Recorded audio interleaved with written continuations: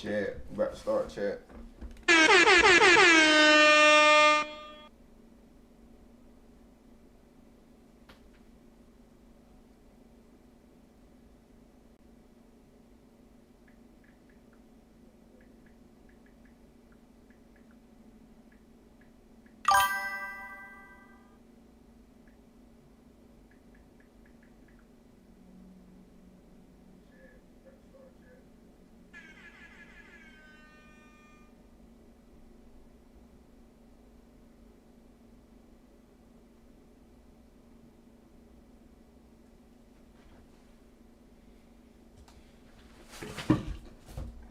Appreciate everybody coming through. We about to get started. Boy, nature calling, boy. Take me a shit real quick. Hold on.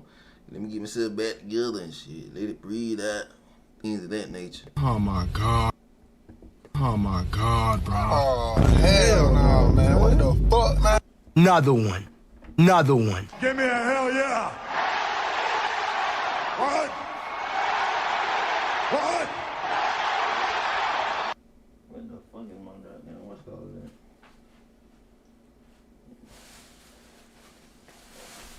How y'all doing? Miss y'all, man. You know what I'm saying? Take a little break out Tupac. You know what I'm saying? Slide to some other shit. Real quick. Something different for the channel today, man.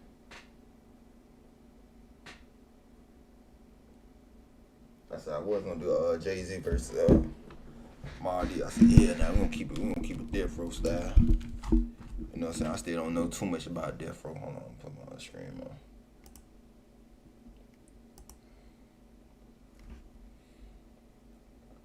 Yo, going on chat. We ain't need more focus too. all my thugs in the chat, man. I need y'all drop that thug life in the chat, man. Need y'all drop that in it. But we back with another one, man. Doing two Snoop Dogg. Y'all already know how I feel about Snoop Dogg and Suge. Y'all been checking my lives recently. Y'all already know how I feel about these two. But I did not know they beef. They had a beef with each other and shit.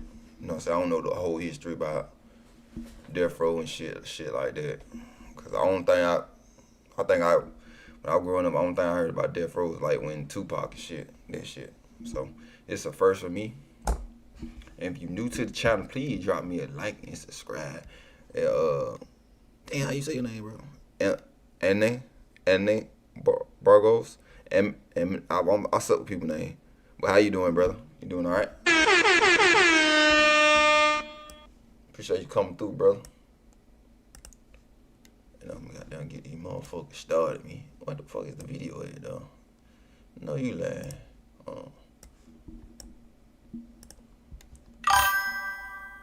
You said Suge made Snoop Dogg? Did Suge make Snoop Dogg? I thought Dr. Dre made Snoop Dogg. Y'all let me know, cause I don't know.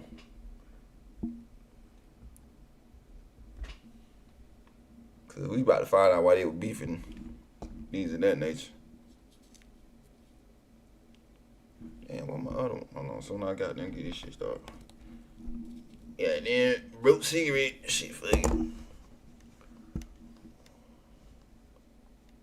Make sure I got my whatchamacallit. Can y'all hear me fine? Is it track fine? But like I said, y'all already know how I feel about Snoop Dogg. You know what I'm saying? You know I'm a Tupac lover. Tupac fan, big Tupac fan. You know what I'm saying? Thug life.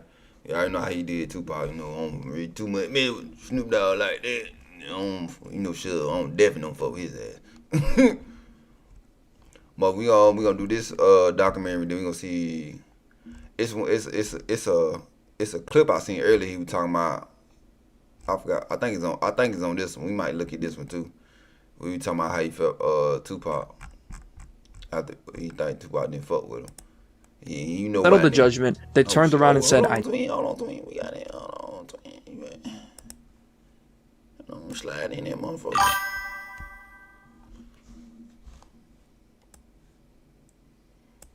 They be because Suge blood and I can see that. I just want to say Sugeknight's a bitch, and everybody down with him can eat a motherfucking dick.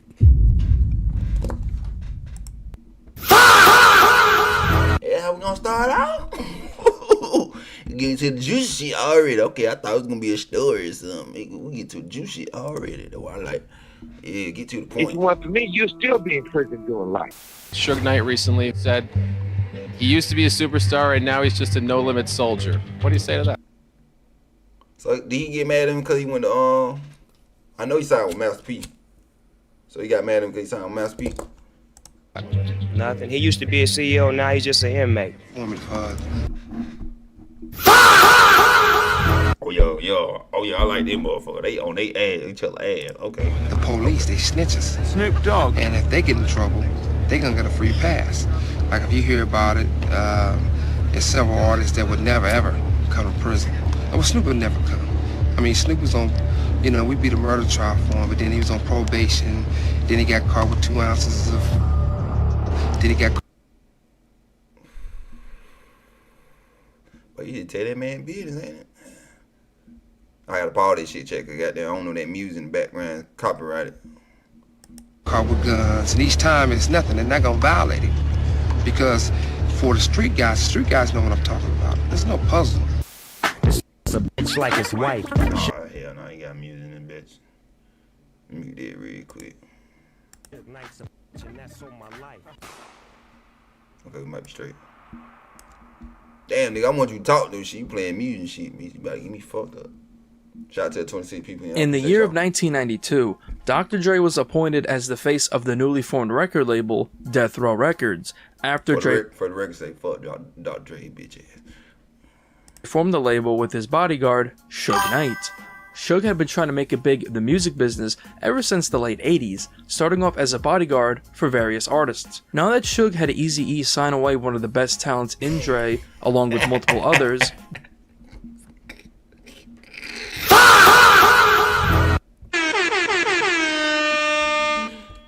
oh my God! Facts, brother. You gonna point tonight, yo? He bowed down.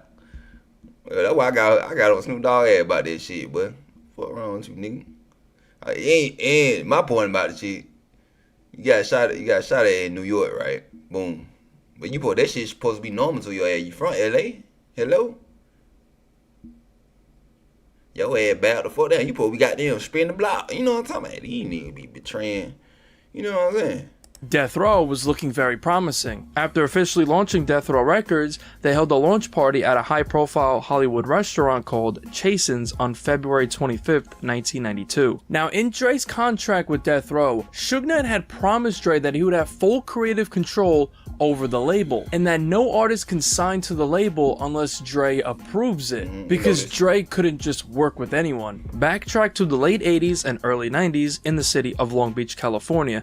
An aspiring rapper named Snoopdogg would form the group 213 with fellow Long Beach natives and Snoop's childhood friends, Nate Dogg and Warren G. Snoopdogg is a member of the Rollin' 20s Crips, located on the east side of Long Beach. Their neighborhood is primarily south of 21st Street, east of Long Beach Boulevard, and west of Orange Ave. Damn, that shit small. Small leg goddamn hood. The Rollin' 20s Crips often sport Pittsburgh Steelers gear and New Orleans Saints gear.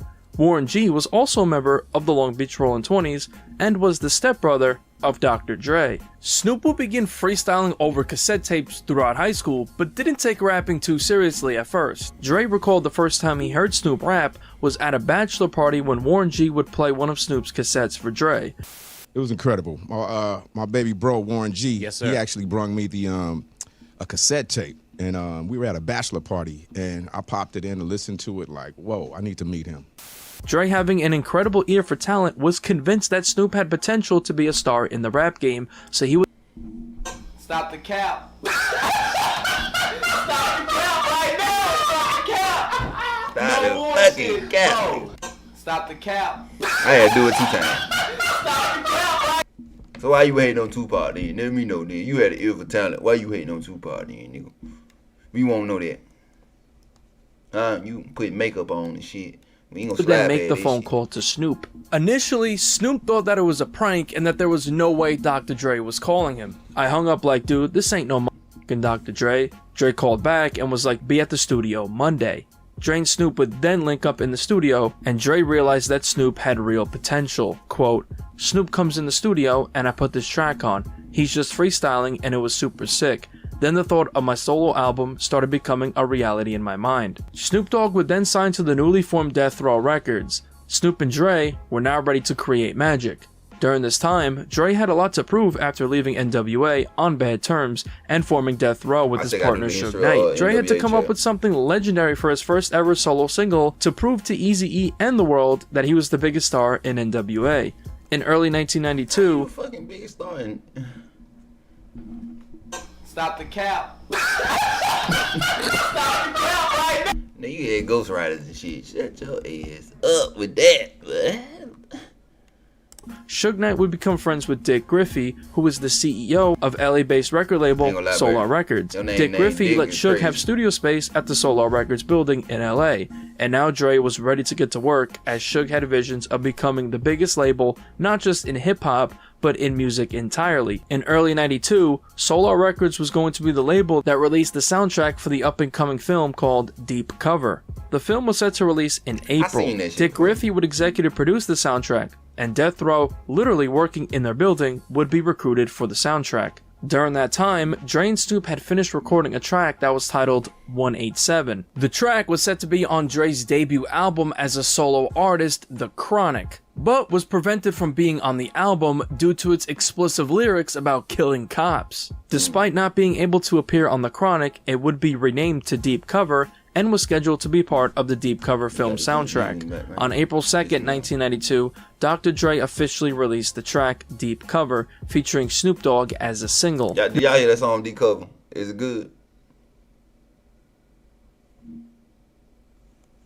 Let me know.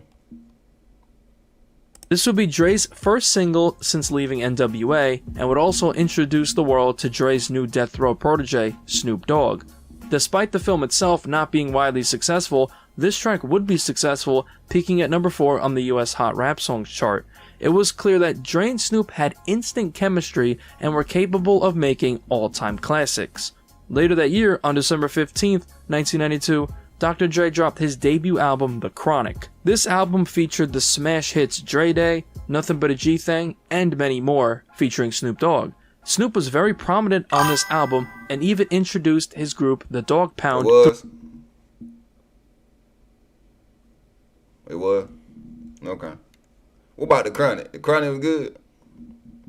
I ain't never listened to The Chronic before. That, for y'all being new, I'm a 90s baby, so I ain't never get the opportunity to just, like the age I am now, you know what I'm saying, view these albums and shit like that. I ain't never heard The Chronic. I know like two songs all day, motherfucker. They about to eat to me.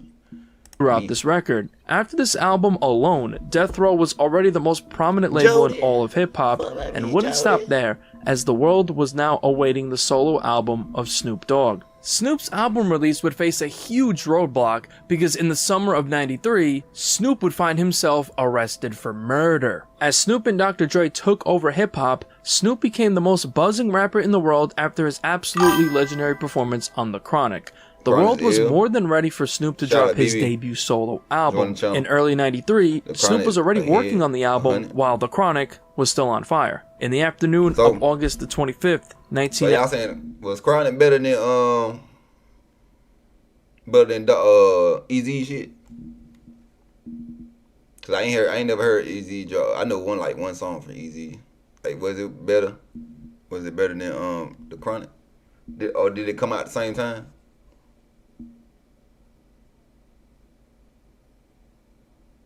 You said it's cool? Okay. 1993, Snoop heard a bunch of commotion outside of his LA apartment. Snoop's bodyguard, Malik, went outside to see what was going on. Snoop's bodyguard saw a car filled with street gang members arguing with one of Snoop's friends named Sean. When the crooks saw Snoop's bodyguard, they dipped. But Snoop, who watched the encounterment, recognized one of the people in the car, identified as 20-year-old Lil Smooth. Snoop recognized him as the man who recently approached him at a video shoot with a pistol. Later that day, Snoop, along with his bodyguard and some homies... My bad, he stopped. But they say, well, I look on the internet, everybody say goddamn Eazy killed goddamn, you know what I'm saying? Snoop Dogg now. Chronic was better. So y'all saying Chronic was better? I gotta listen to Chronic then. You said, are you done with the Tupac documentaries? No, I ain't done with the shit. Y'all wanna see some more Tupac documentaries? Let me know. Y'all know I don't know getting up Tupac. You know what I'm talking about? Hello. Nah, I ain't done with him, bro. Yesterday we did a cellmate yesterday. See what he was talking about. We found some interesting things about that. But we doing more Tupac, NWA, all that shit. I don't know why I want to keep it West Side for some reason. I just be on like want to do documentaries on West Side people, all them history. That makes sense. He said it was off the chain, but Easy was a real G. Snoop Dogg was yeah.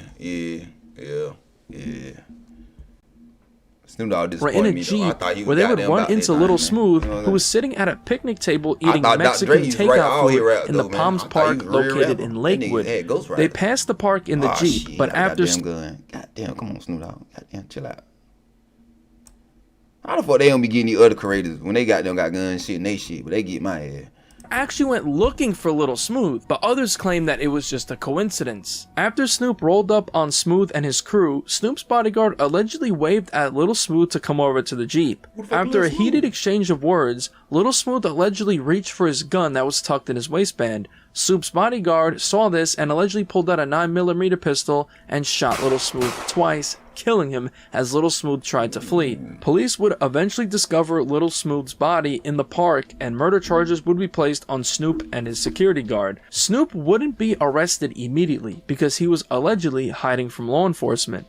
Snoop's attorney would negotiate the terms of a surrender and bail. On the night of Thursday, September 2nd, 1993... What the fuck do he got on?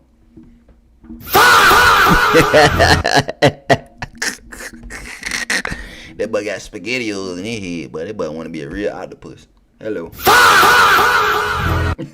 Just a week after the shooting, Snoop would appear at the 1990... Matter of fact, they like, what's his name in from Tyler Perry? What his name in? Damn, what's the bald dude from Tyler Perry? Funny and shit. Damn, what the fuck his name is? Who married a Cora? What his name is? Don't they look like him with the glasses on, with the shades on? What his name is?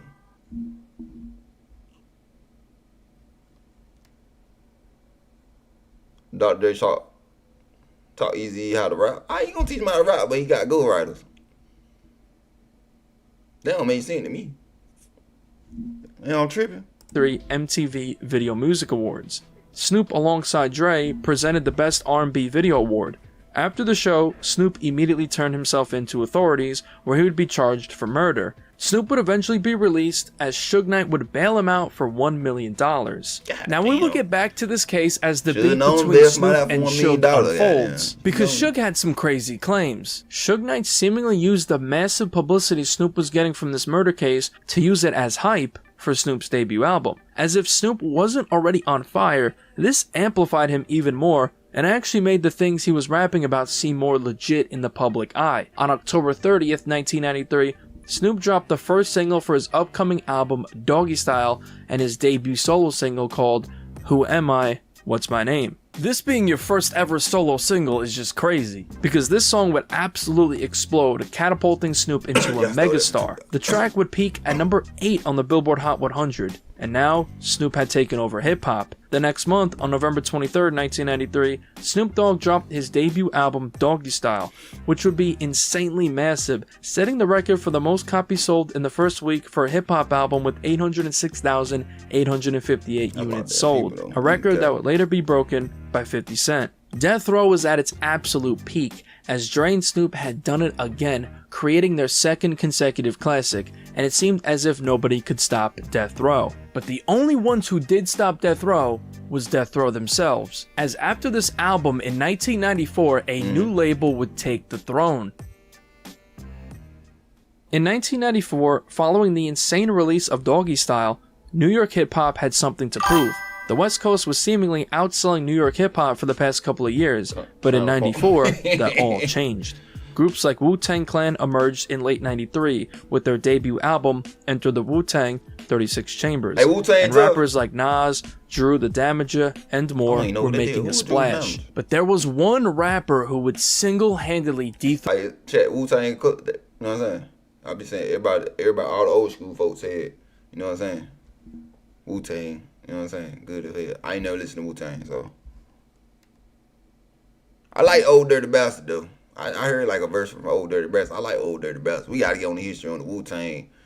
Cause I remember I seen some videos about talking about, I think the members of Wu-Tang set Dirty Bastard up or some shit, cause he was telling the truth about the injury or some shit like that.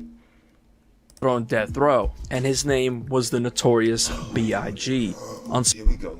Oh my God, bro. Oh, hell no, man. What the fuck, man? Get your ass on, boy. Can't afford this motherfucker. Get your ass on.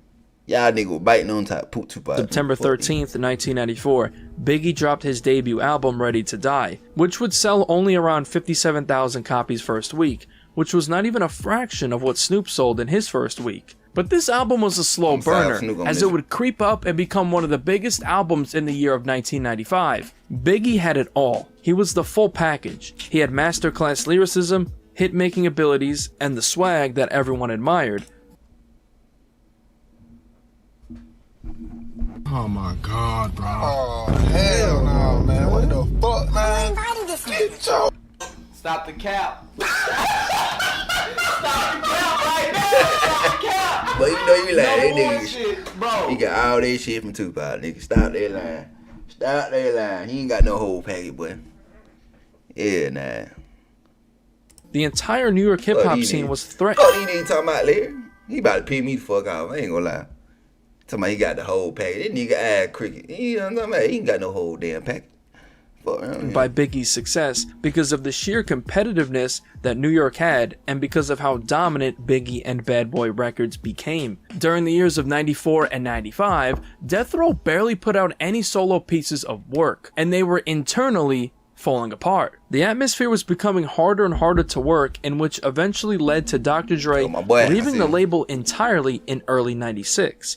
In 95, Suge was jealous of Biggie and Bad Boy's success because he wanted to monopolize hip-hop and take over the East Coast as well. He said monopoly?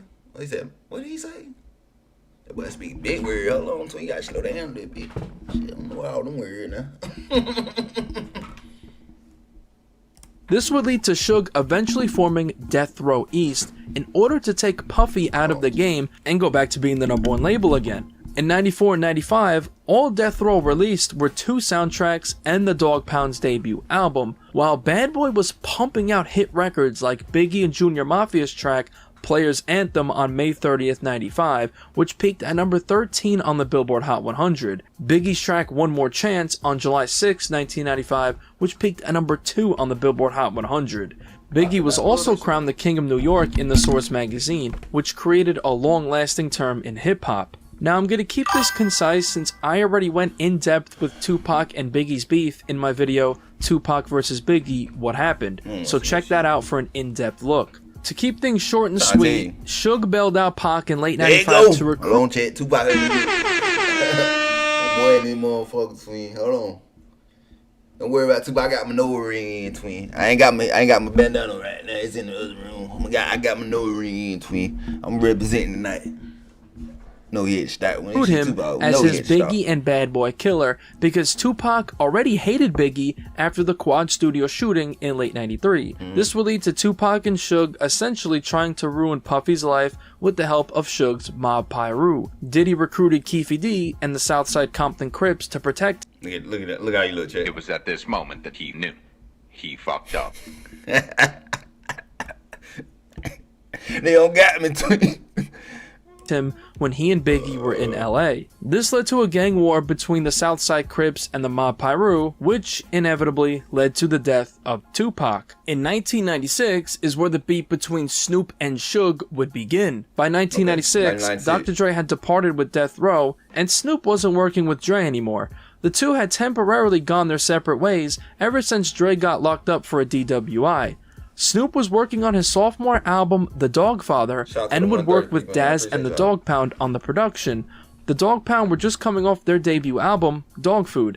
Despite the war between the East Coast and West Coast, Snoop and the Dog Pound had a record on this album called New York, New York, where they were actually paying homage to New York in hopes to settle these tensions. Who listened to that song? New York, New York. Who heard this song, folks?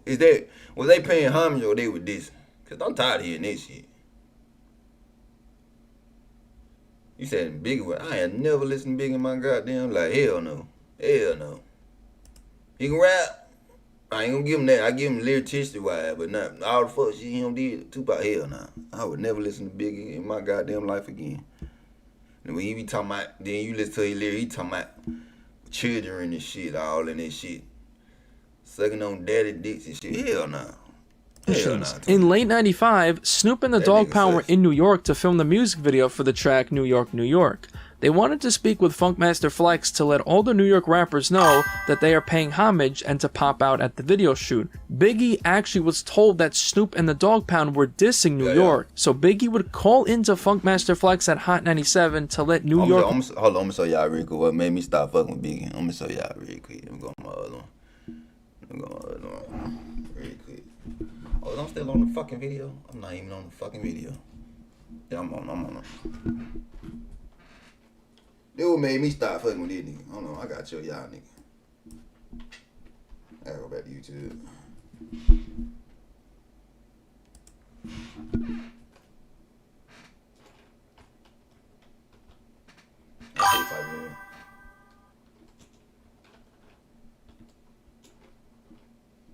That's what I said.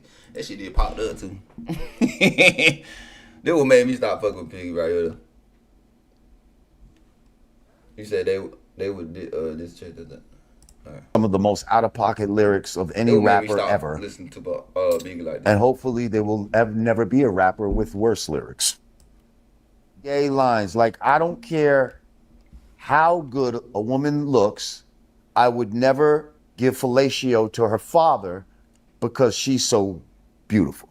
When I met you, I admit my first thought was a trick. You look so good, huh? I suck on your daddy's dick. Nah, hell nah, twin, hell.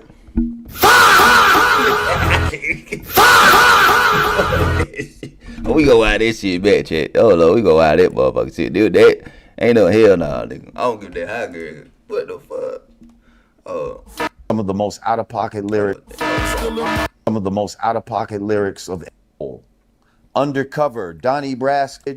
Don't they know my nigga gotta fucking kidnap kids? Fuck them in they ass, throw them over the bridge.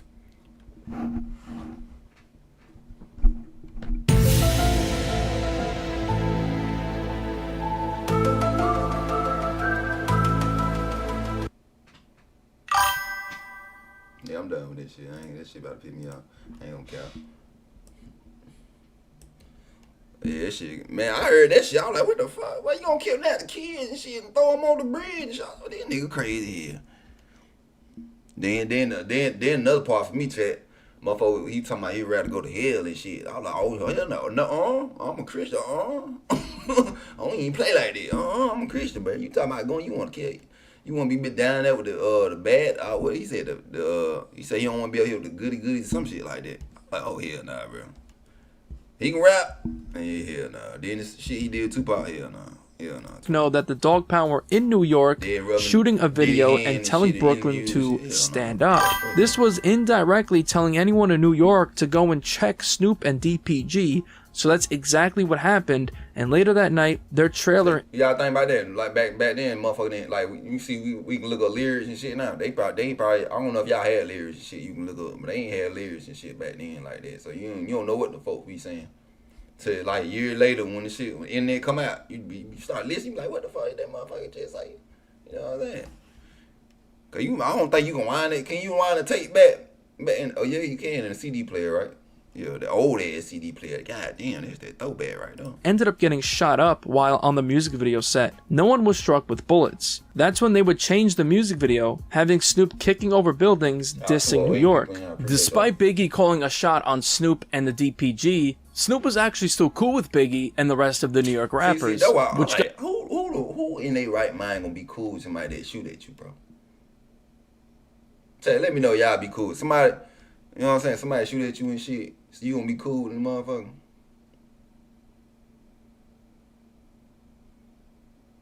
That shit. Then you went back and told Pop the shit. Like, why, what the point you know you gonna be cool with the motherfucker? You know what I'm saying? This shit about to get me pissed the fuck off. I ain't gonna lie. Yeah, me too, lady. You said ain't big egg. Damn, but you in big word. Hold on, twin. Slow down, twin. Keep it simple. Keep it simple. I don't know, bro. Got Tupac and Suge tight. After this shooting, Pac and Suge would escalate this beef further, and Snoop actually would diss Biggie on wax in early '96. Snoop recorded a track called Keep It Real Dog, and would take shots at Biggie, mocking his weight and his lazy eye. This track would end up being released in 2009 on the Death Row Lost Sessions Volume 1 project. You're fat, you're black, you're whack, your style is toe up, plus you got one dead eye. Another track where Snoop mentioned Bad Boy was on the track Haven't You Heard, which was off of the LBC Cruise album Haven't You Heard. This album would never be released either. We went to a witch doctor. Oh my God, bro. Oh, hell no, man. What the fuck, man? Hold on, Larry. Hold on, Larry. You ain't gonna say that shit. We gonna walk past that shit. You went to a witch doctor for beat. He want to be rich that bad? I don't want. You gotta do all this shit. I don't want to be that damn rich. I don't want the fame like that, twin. I do want the money. The song he rapping about about what song PD? What PD song? There. It ain't hard to tell, but it's easy to see, and even no bad boy f***ing up the industry. For the majority of '96, Snoop and Tupac were on good terms and had just recorded the legendary track Two of America's Most Wanted, which was set to be on Pac's comeback album, All Eyes on Me. This album ended up dropping on February 13th, 1996. After this, it was clear that Tupac was now the guy at Death Row and in hip-hop as a whole. In May of '96, the music video to Pac and Snoop's track, Two of America's Most Wanted, dropped, so it seemed as if the two were on good terms, but this relationship was about to go sour. Fast forward to September 4th, 1996, Snoop, Tupac, and Sugeknight all attended the... Why everything happened in September around my birthday, bro? Like everything, you know what I'm saying? Happened in September, bro. Oh, Tupac died on my damn around my birthday and shit. All type of shit. Like, God damn, everything happened in September. '96 MTV The Amaze in New York City. Tupac and Snoop presented the award for Best Hard Rock Video. Snoop had an interview that night with Angie Martinez on Hot 97. According to Sugeknight, in an interview with The Art of Dialogue, Pac would storm into Suge's hotel room and listen to the interview on a radio. During the interview, Snoop allegedly said that Tupac was on bullshit and says that he is cool with Biggie and would do a song with him. Now this would of course get Pac pissed, knowing that Snoop is cool with his enemies, and Tupac also saw this as weird considering that Biggie had something to do with the Dog Pound trailer getting shot up the year prior. According to Sugeknight, the next morning Snoop was downstairs at their hotel and Tupac and Snoopdogg got into an altercation over this interview. So my boxer's on. Open the door up. We need to hear all Pac just runs in my room. I'm like, man, what's up? He like, you got a radio? You know, he all pumped up. He cut the radio on, and we listened to Snoop on the radio. Snoop is, you know, saying that's Pac on the bush. He'll do a song with Biggie. He'll do a song with Puffy. He'll do all these songs. So Pac was so mad because Pac loved those dudes. He always would ride for them. And he brought it up. He said, man, I just came to fuck with you. But I put everybody on Death Row. I put everybody on my album. And made sure they was on my album. So when we got, you know, downstairs, Pac took off on Snoop. Pac ran up on him, did what he did. I knew they got the motherfucking fight. I knew they got the fucking fight. Snoop Dogg he ain't want to tell nobody that shit. They got the motherfucking fight. I knew it. I knew he ain't gonna let it talking about he got on an airplane then with a knife and shit and that was it. Y'all, hold on, we gonna hear that. We gonna wind that shit back, check. I knew he got to fight with his ass. Hell, yo. Snoopy, somebody kept everybody on my album. And made sure they was on my album. So when we got, you know, downstairs, Pac took off on Snoop. Pac ran up on him, did what he did. Snoop ran this way, Pac running behind him. Oh. I stopped it. We ain't finna be.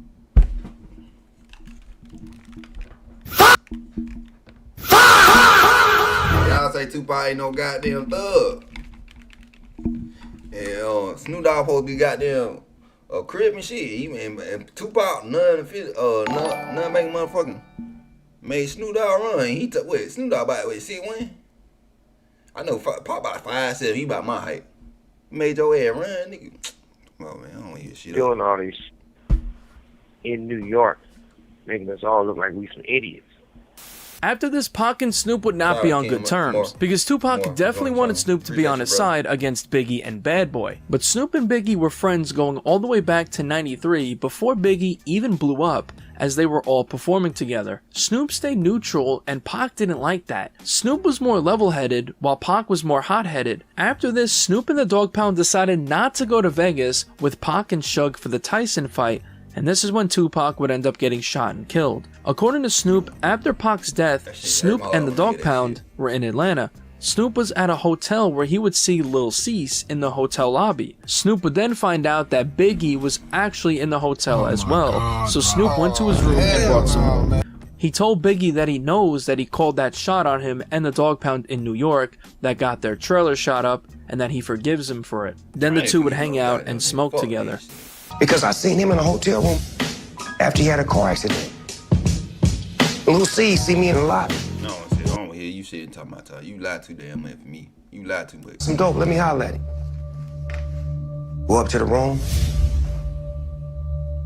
What did he say? He couldn't say nothing. He couldn't try to clean it up or watch. I heard it. I say, hey, cub, I know you called that shot on me. They missed. I forget you. You said that to him? On my mama. Just got music in the chat. I gotta skip that a little bit. Got a little music in that bitch. What happened to all the lyrics that was around Puffy?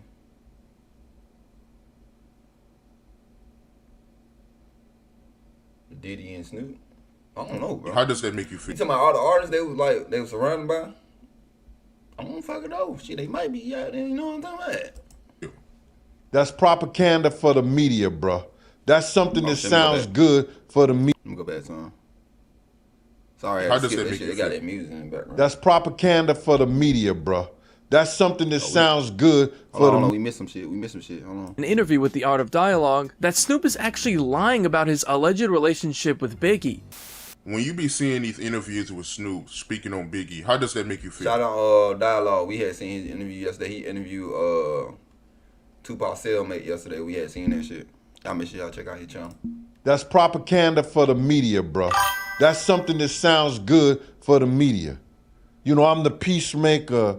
I'm the one that's showing love. I'm the one that's out here, you know, when everybody else is dead. Wasn't Big out at California 3-4 weeks and Snoop never saw him? Snoop never came to smoke nothing with him? Snoop never came to eat nothing with him? But it was a whole lot of love? Come on, man. Just don't add up. Now this is where Snoop's story doesn't really add up, because Snoop first said that he told Biggie that he knows that it was him that called that shot on him. But in a 2020 interview with Fat Man Scoop, Snoop said during their conversation at the hotel in Atlanta, they never once brought up the Brooklyn shooting at the Dogg Pound's trailer. And I was in Atlanta, and I seen Lil C's in the lobby at the Omni Hotel. And Lil C's is my met Lil C's at the show. We over a bowl of cereal. He became my after that. We was always locked and loaded. So I see C's in the lobby. I say, C's, what Biggie? I want to holler at him. He upstairs. He want to holler at you too. I'm like, all right, well, I'm gonna come upstairs and holler at him. Let me grab my get my. C's take me upstairs. Biggie is upstairs in a walker, like what the old people walk around in. He got the little walker sitting at the edge of the bed. And when I walk in the room, we start talking, and then he looked me in my eyes. And he say something that, you know what I'm saying, like he's sad that Tupac is dead, but I can look in his eyes and I can see that he hurt. He didn't even have to say it. I could see that he hurt behind Tupac being dead. Man, we don't give a damn about that shit, nigga. You ain't motherfucking hurt. You ain't motherfucking sorry.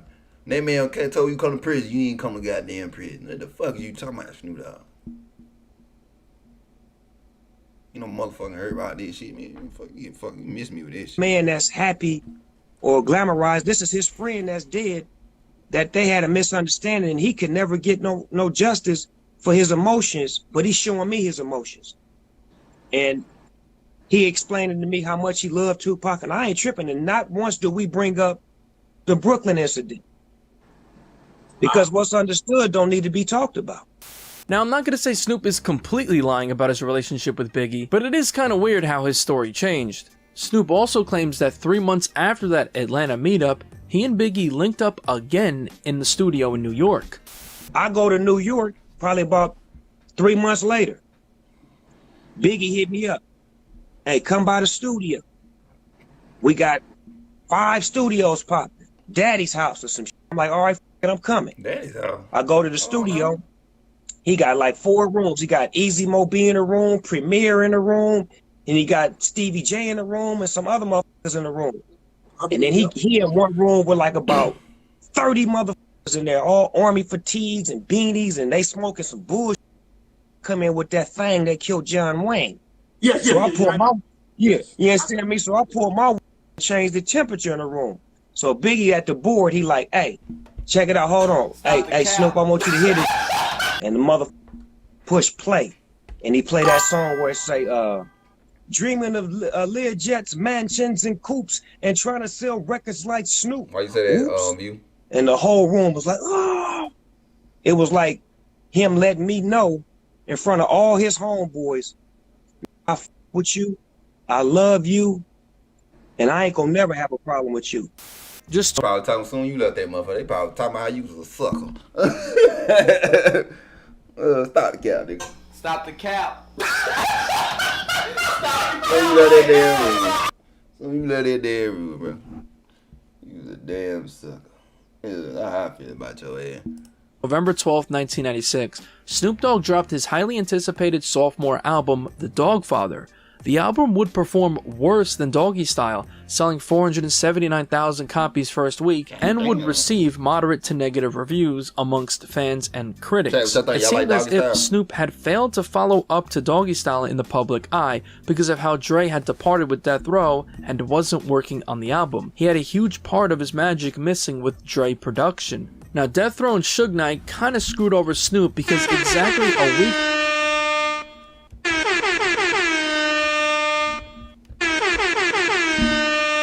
Machiavelli, boy. Snoop stole fast. He told a story like a motherfucker, man. prior, Tupac's posthumous album, The Don Illuminati, The 7 Day Theory, was released and actually did better than Snoop's album, selling 664,000 copies in the first week. It seemed as if Snoop's album was completely overshadowed by Tupac's posthumous album. After the death of Tupac and the bad reception for Snoop's second album, Snoop knew that Death Row was not right for him anymore. The label had completely fallen from grace, and going into 97, Biggie was clearly the hottest rapper in the world. In February of 97, the year started off terribly for Death Row. Sugeknight was arrested for violating his probation after law enforcement saw the security footage of Suge, Tupac, and others beating down Orlando Anderson on the fatal night that Tupac was killed. Suge was sentenced to 9 years in prison. With the label boss behind bars, Snoop was the only star remaining under the Death Row banner. In February of 97, Snoop Dogg was also arrested after the feds raided his house and found a firearm. Snoop would be sentenced to 3 years probation in exchange for his plea of guilty to charges of being an ex-felon in possession of a gun. Superior Court Judge Jacqueline Connor also ordered Snoop to do 3 public service announcements encouraging teenagers not to carry guns. Snoop also must pay a $1,000 fine that will go to a restitution fund. Snoop was free, but Suge wasn't. While Suge was behind bars, Snoop would do something that would officially make Suge see Snoop as his enemy. On February 23rd, 1997, on an episode of The Steve Harvey Show, Snoop Dogg would appear alongside Puffy, and they would publicly say that there is no more East Coast and West Coast beef in an attempt to calm the tensions down. Yeah, so like me and my man Snoop was saying, y'all, there ain't no East Coast, West Coast beef. I swear. We ain't coming to talk about nothing behind us. We come to talk about what's ahead of us. Yeah. Stop the cap. He actually paid Snoop in gifts rather than what he was owed. A lot of the gifts that Suge bought as Death Row artists were allegedly still in his name, so technically he still owned the gifts. So publishing checks. When was the first time you seen a publishing check? What is that? Ooh. You mean my first couple of years? What is that? Publishing? You mean I wrote all the deep cover, I wrote all the G thing, I wrote all the Dre Day, I wrote 70% of the Chronic, wrote all damn near 80% of Doggy Style, wrote 70% of Warren G album, wrote 50% of Dog Pound album, wrote 60% of Murder Was a Case. And what is a publishing check? We don't know what that is. Damn. I'm Snoop Dogg. I'm the hottest in the world for publishing. What is that? That was crazy. And still ain't got it. They ain't get it. No way. The deal I was signed to a publishing company called, look on the back of the Chronic album. You can probably pull it up right now. It's called Nothing Going On But Fucking Publishing. I'm not making this shit up. And when we just, every time that song, none of that shit you get. What? Only time I get paid is when I perform. God damn. All that other shit. I know that shit, right? Nope. Snoop would begin receiving death threats from Death Row and Sugeknight think about it. affiliates after he was seen being buddy-buddy with Puffy. In August of '97, Snoop did a record with Jermaine Dupri called We Just Want to Party With You for the Men in Black soundtrack.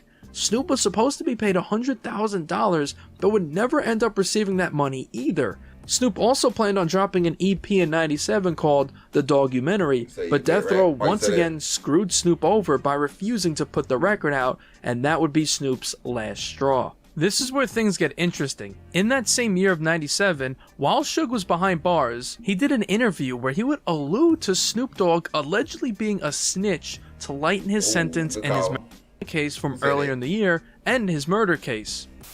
One of the reasons that nigga like Snoop. Oh, Snoop would never come. I mean, Snoop was on, we beat a murder trial for him, but then he was on probation. Then he got caught with 2 ounces of, then he got caught with guns. And each time it's nothing. They're not gonna violate him. Because for the street guys know what I'm talking about. There's no puzzle. I mean, if you get a guy that constantly getting in trouble and never gonna... So y'all think he a rat? Check. I need a rat. Rats in the comment. Y'all think soon Untold? Ooh, already. Murder Was a Case. Damn. In the prison, that's because he's an informant. He's a rat, a snitch. Snoop receiving death threats from Suge and his Death Row affiliates, and now still not being paid for a huge majority of his work. Snoop now feared for his life and came to the conclusion that he no longer wanted to be a part of Death Row. In late 1997 and early 1998, Snoop and Dre would reunite somewhere along the lines. Snoop was initially going to drop an album called Death Row, and the Mac 10 was actually going to give him $1 million to put it out. Snoop explained this in a 2020 interview with Breakfast Club, saying, "Master P saved my life. I was going to put an album out called Death Row, and Mac 10 was going to give me $1 million to put it out. I would go up there to the office to see Mac 10, and when I would go up there, I would have to pass by Master P's No Limit shit. I passed by one day, and Mystical was in there. After one particular I'm mad about what happened to Mystical, though. I used to look when I was growing up. I heard like, beside Tupac, I used to love Mystical, boy. It's something I admit. Damn, that little goddamn shaky fatty messed them up. We gotta do history on Mystical, man. Damn.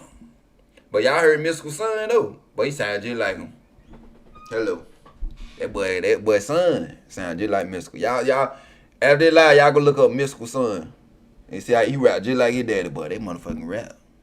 Studio session, Master P asked how much money Snoop wanted for his work. He out replied 15, meaning $1,500. I come back the next day, Master P wrote me a check for $35,000. So I'm like, oh, I like this dude's style. He called me to his office. He said, "What you working on?" I said, "I got this album called Death Row."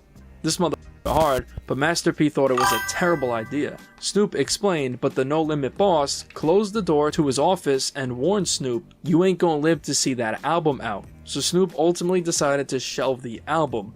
This album would end up leaking and being bootlegged underground. There are two main tracks where Snoop went at Suge and Death Row. The track Don't Do the Crime, Snoop had this to say about Death Row. I ain't fucking with them no more. Shit, I feel the same way y'all feel. Fuck Death Row. On the track Death Row is Bitches, or Death Row Killers, Snoop once again went at Death Row and Suge. On his verse, he would mention Sugeknight by name and rapper YGD the Top Dog.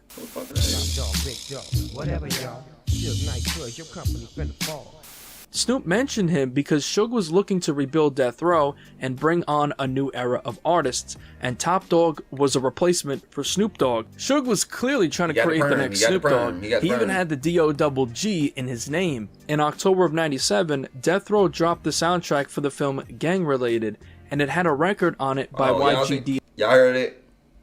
I ain't never heard it. What called Wild? What is it called? Wild West Gang Related? The soundtrack.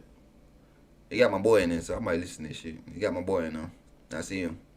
The Top Dog called Going Back to Cali. Top Dog raps over Biggie's beat while dissing Bad Boy. A lot of people actually thought that this was Snoop. I mean, just listen to this guy. He's literally a wannabe Snoop. I'm feeling good off the drinking. Bad boy, this is Snoop would address this in his Source magazine interview in early '98, but we will get into that in a bit. Let's get back to the track. On his second verse, Snoop once again disses Suge and even goes at Suge's wife, Sharitha Knight, who's actually Snoop's manager during his days with Death Row. In March of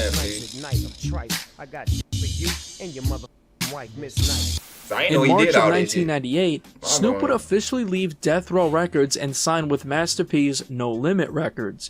Master P would claim that he went and visited Suge in prison and allegedly gave Suge $2 million to sign him. Suge, on the other hand, would debunk this and said that he would never sign Snoop away for just $2 million. Second thing I want to clear up is that he stood up there and said he came to visit me in prison. I just heard this. I met with Sugeknight and said, look, man, what you want for Snoop? He gave me a couple of bucks, $2 million, which I never would have took no shit like that for Snoop. What was the number? It was a couple mil. I got a whole list of anybody ever visit me. You got to be approved.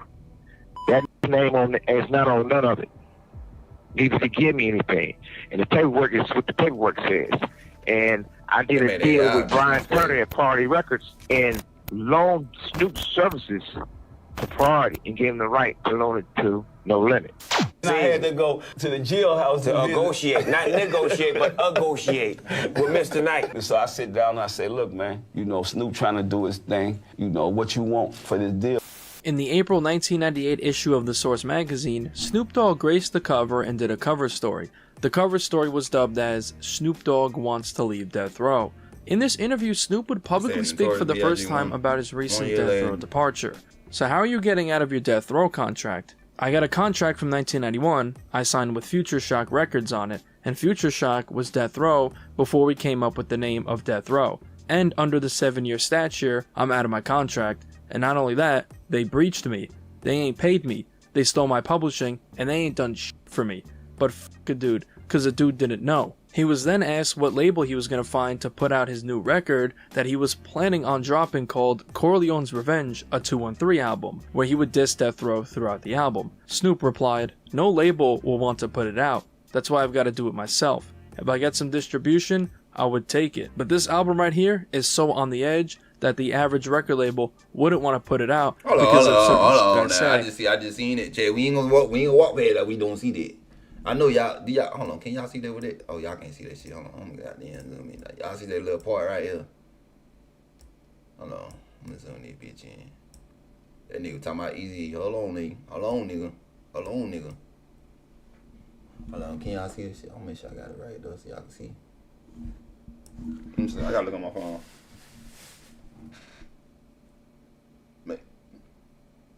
Make sure I got it right. Where is it? It say this is the first Death Row diss song to come from the West Side. Let me see. I got that right now. Can y'all see that?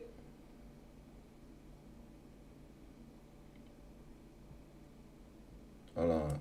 Let me move this shit out of the way. Tupac. I gotta move my boy Tupac. Move you down here. Yeah, you dance some shit, not head. He said, I never heard nobody talking about Death Row, period, besides Luke. Luke dissed Death Row. Luke was the only one who dissed me, and Dre. Eazy was trying. What you mean Eazy was trying? I ain't gonna lie, Easy destroyed y'all. See, that's all I'm saying. How you gonna say two things? A year later, you can do an interview talking about some Easy destroyed you. Now you talking about on the magazine he was trying. Like, that shit don't. That nigga don't know what the hell he want to do to him. Like, for real. Niggas just be lying. Like, bro, don't lie. You ain't gotta lie. Oh, y'all ain't tell me this shit was all anyway, bro. Y'all can't see shit. Let me move this shit out the way, man. Like, how you gonna say Easy was trying this y'all? That nigga destroyed y'all on that, Here comes my left blow. That my shit right there. That beat so motherfucking hard. Oh my God, twin. That beat hard as hell. Hold on, I'm about to play that shit. Somebody just said something. Team Snoop Dogg. Team Snoop. And the way I say it, they don't want to have nothing to do with that. You're talking about that Death Row Killer song? Is that the first Death Row diss record to come from the West Coast? I ain't never heard nobody talk about Death Row, period, besides Luke. Luke was the only one who dissed me and Dre. Eazy-E was trying, but it wasn't nothing major like this shit I'm talking about. You're Death Row's biggest cash cow, so aren't they fighting or trying in some way to keep you from leaving the label? They're trying to take me to court, and I'm putting out records right now without their permission, so they must know that they can't beat me in court. But it ain't about that. It's all about I asked for is what I asked for. So let me move forward. Don't hold me down because you're locked up and you feel everything is against you. I'm not against you, homie. I just gotta take care of my family, and Death Row can't provide for me right now. What did you ask Death Row for? A lot of shit, man. I ain't never been accounted for at all. As long as I've been rapping for Death Row Records, they've never accounted for me. I never received statements on my money or none of that, man. They bought a dude gifts and shit. What gifts did they get you? A Rolls Royce, a penthouse suite on Wilshire, and a motherfucking Hummer, gold chains, Rolex watches, diamond earrings, hotel suites, anything a dude wanted. Anything to keep your mind off your money. They bought me this and bought me that instead of giving me my money, and when the court case came up, you couldn't afford the lawyers? Not really afford the lawyers, but I couldn't fight the system because they have dropped my case and left me for dead. How am I going to talk shit to the motherfuckers that's putting up the money to fight for my life? And what was important to me was my freedom at the time. So you would have gotten off death row back then if you could have? Hell yeah, because I seen where they were going. When Dre left, what the fuck am I going to be there for? I signed to Death Row Records for Dr. Dre, point blank, just like anybody else would have in 1991. When Dre was in NWA and they broke up and he went and did his thing, dudes would have went and signed with Death Row Records, Future Shock Records, whatever the f it was called, for Dr. Dre. I didn't know nobody else. I was in it for the music. What's the main problem? Publishing? Yeah, that's the only problem. They don't want to give that shit back to me because I know what it is now. And I'm signed to Suge Publishing, and he knows I know what it is now, so he don't want to give it back to me. At least Dre never signed to Suge Publishing. Yeah, cause Dre isn't stupid. He already been through NWA. That was my NWA right there. At what point did everything on Death Row start to go bad? It was a good family for a while. Yeah, it was a good family for when all that gangbanging bull was to the side. But then dudes start bringing their homeboys, letting their homeboys be a part of our business. When it was just us and we were doing the music, it was the shit. I was at fault because so many of my homeboys came and influenced and fucked some shit up too. But all of us was at fault when we started bringing our homeboys who took the shit sideways and had dudes doing stupid shit. That's why dudes is where they are at right now. Was there any conflict between you and Suge because he was a blood and you were a Crip? Never no conflict, we got over that from day one. But a lot of times our homeboys had problems with it and conflicts. That's where shit went bad because some of the homies couldn't understand how I could be a Crip and he could be a blood and we could just chill and make money and not hate each other. Suge always let a dude represent. He never told me to stop representing Crip. He never tried to make me change and represent his hood and claim what he claimed. He was the best businessman in the world for me at first. I can't take nothing away from him there. He put me in situations where all I had to do was shine and do what I do best. Without his push, I couldn't have been there. That's real shit that I got from, learned from him, appreciated from him. But then there's bad shit as well. That's part of life. It's like a marriage. It's good and it's bad, and you take the good with the bad. Pull over here, I want to get some diapers. If you compare your two albums, Suge's name blows up on the back and in the booklet to be bigger than your name. Exactly. His name is bigger than mine on my record. His name is all over my record. Suge Publishing, executive producer, Sugeknight. and he didn't do a motherfucking thing in the studio. No records, no producing, none of that. But I'm wrong for wanting my name on there, my logo on there. But Tupac can get on his shit, but then get mysteriously killed a couple of months later. So I say, man, those dudes was bad businessmen. It was fun while it lasted, but I'm older and much wiser, and I'm ready to move on with my life. I feel those motherfuckers shouldn't be mad at me. It's like an athlete. If Michael Jordan didn't want to play for the Chicago Bulls, and he won those motherfuckers 7 championships, they gotta let him fucking go. I won these motherfuckers 7 championships. I've been down with them since 1991. It's 1998. You have so many lyrics on the new record rapping about independence and talking about people like Master P. Do you feel that you're free now? Independence is freedom because you're able to do what you gotta do when you want to. I look at it like I helped Death Row build an empire. I could have been one of the partners in the company when Dre left. Dudes know I was there when Death Row started. Suge could have pulled me to the side and said, Snoop, there goes 20% of Death Row. Why don't you take a little bit of Dre's share? You were here from the beginning. You made Death Row with me. Here's 20% of the company. Better that than dude could have said, here's 15%, here's 10%, here's 5%, here's 2%, here's 1%. Dude didn't even give me 1% of Death Row. And everybody in the industry, in the world, on the streets, in the pen knows you never heard of Death Row till you heard of Snoop Dogg. So how you gonna cheat me out of mine? And then don't pay me. And then got all my shit tied up in your name and Miss Knight? All kind of shit that they try to do to me. They just tried to use me. Did you ever tell Suge that you wanted a piece of the company? I shouldn't have had to tell him. He was the business. I was just the artist. Didn't Death Row freeze your assets because of it? Man, they haven't paid me since October. That's why I don't give a fuck about Death Row right now. I don't give a fuck about going on the record. I'll say it on TV and in public. Y'all should just let me go. If you had let me go, I would have never said fuck Death Row. But y'all don't even want to let a dude go. You want to hold on to me like I'm a slave or some shit. This is 1998. This ain't 1898. It's crazy because I know when Dr. Dre left, they tried to make all kinds of false accusations about him, trying to say that the dude's gay and all kind of shit. Man, dudes be trying to do all kind of shit to bring a dude down when a dude don't want to be with him no more. I wonder what they're gonna say about me now. That's why I'm shooting off hit rocks at their ass before they say something about me. I'm just telling the truth though. I ain't making up shit. I'm just straight telling the truth, and I'm getting back with Dre. We're gonna make some motherfucking hit records, and anybody got a problem with it? Dude, you all know where we at. I heard that new song you did with Dre the other day, Zoom Zoom, on the internet. I ain't on that song no more. Interscope Records took me off and to put LL Cool J on it because Death Row wouldn't clear me on the record as far as doing shit with Dre, because you know, they hate Dre because Dre left. Now they're gonna be hating me. That's why I'm doing records about them before they even get at me. I heard what Suge said about me in the Source magazine. What'd he say? That Tupac didn't like me or something? What's happening with the documentary EP? Death Row was supposed to release it last year. Death Row or Interscope or somebody f***ed me over. They had me put together a tight-ass EP and promote it and do a song with Rage Against the Machine.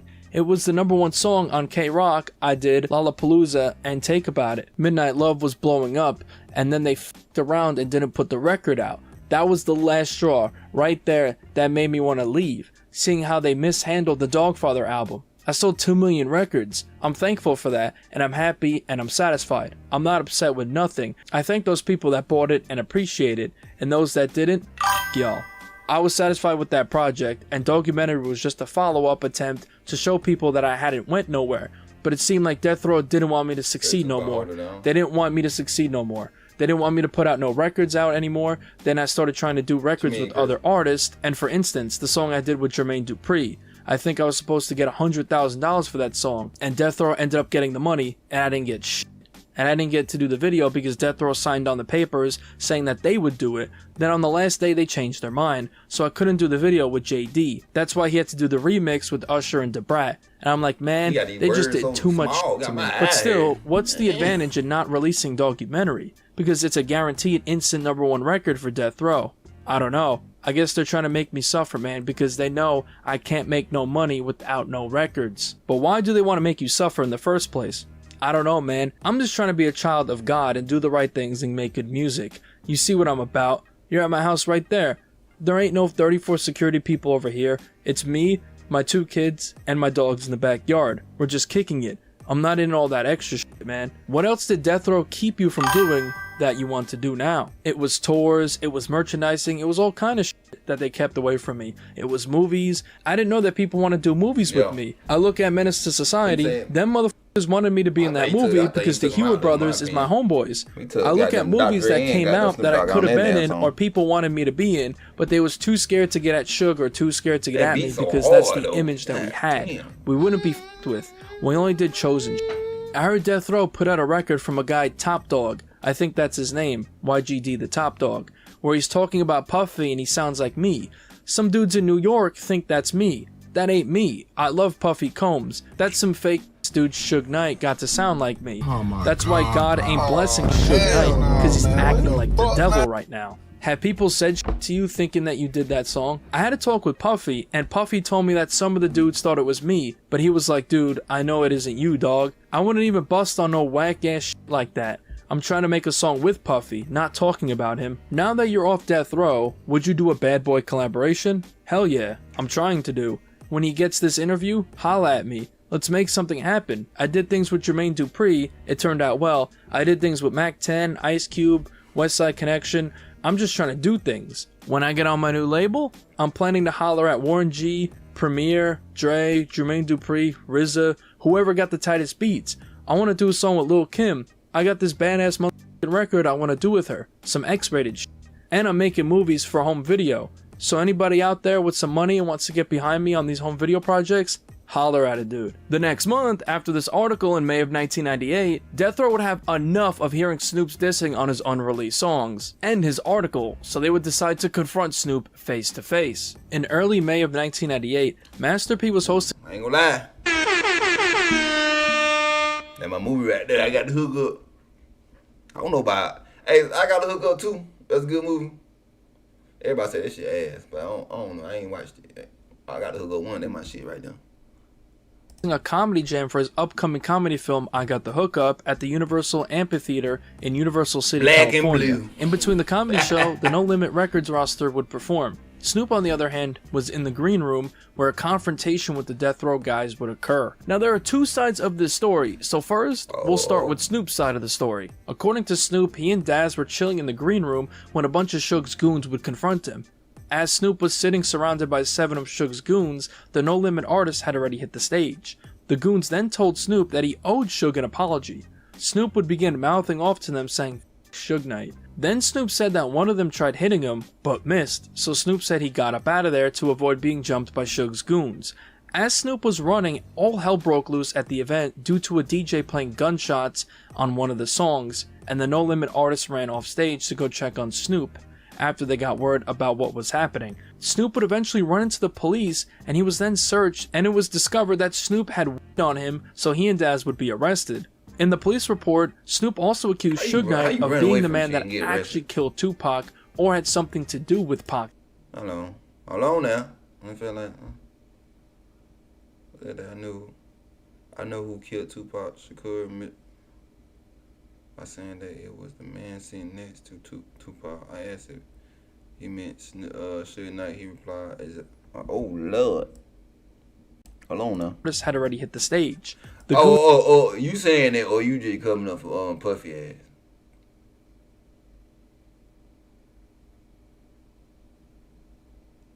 Then told Snoop that he owed Suge an apology. Snoop would begin mouthing off to them saying, Sugeknight. Then Snoop said that one of them tried hitting him, but missed, so Snoop said he got up out of there to avoid being jumped by Suge's goons. As Snoop was running, all hell broke loose at the event due to a DJ playing gunshots on one of the songs, and the No Limit artist ran off stage to go check on Snoop. After they got word about what was happening, Snoop would eventually run into the police, and he was then searched, and it was discovered that Snoop had weed on him, so he and Daz would be arrested. In the police report, Snoop also accused Sugeknight of being the man that actually killed Tupac or had something to do with Pac's death. Reggie Wright Jr., who claimed to be present that night and accompanying Suge's goons, told a completely different story. In an interview with Vlad, Reggie Wright Jr. claims that they walked in to confront Snoop about the dissing he was doing on his unreleased tracks. Then one of Suge's goons slapped Snoop, causing him to run.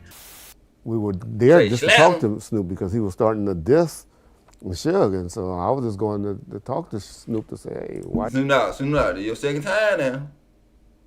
It's two times now. First time, Pop was jazz. Now you got slapped again. Come on now. We about to take a street card. Come on now. You too tall for this shit. Nigga, ain't no way the fuck I'm 6'5" and be running and shit. You dissing the homie. You know, he's in jail, and he was kind of high. Shit, let me get that height. And all that You know time. what I mean?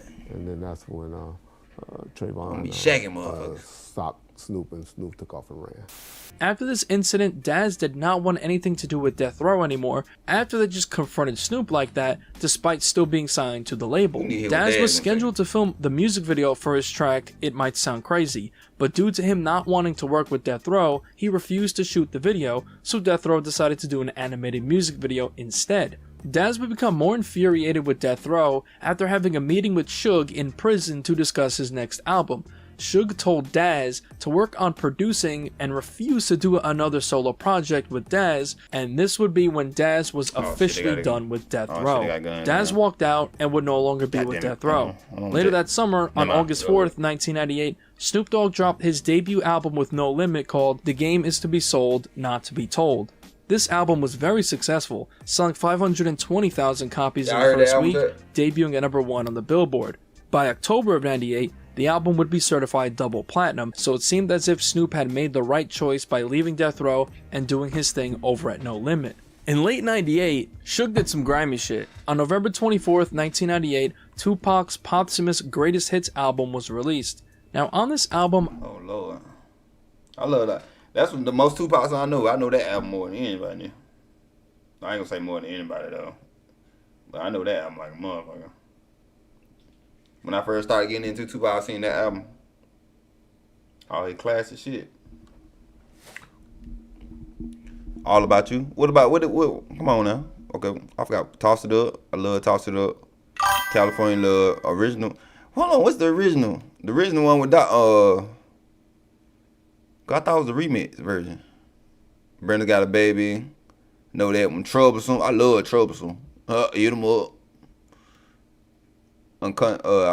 So many tears get me every time. Damn, classic. Ready to Die in L.A. To Live and Die in L.A. To live and die in L.A. It's the place to be. I love that little part she say that shit.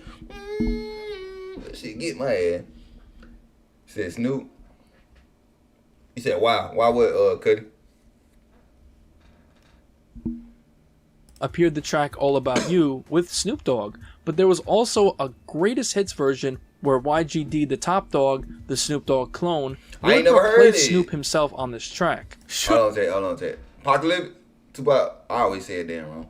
Tupac Apocalypse, I never heard this song. I want to react with y'all with this, like some of these Tupac classic albums. I'm gonna do it on Twitch though. Twitch and TikTok, I'm doing it on one. I can't do it on YouTube. They be doing copyright shit. So Twitch or YouTube, I can do that shit. I can just we'll play the album one by one. Tell me what y'all favorite song. We'll play it, jam to it. You know what I'm saying?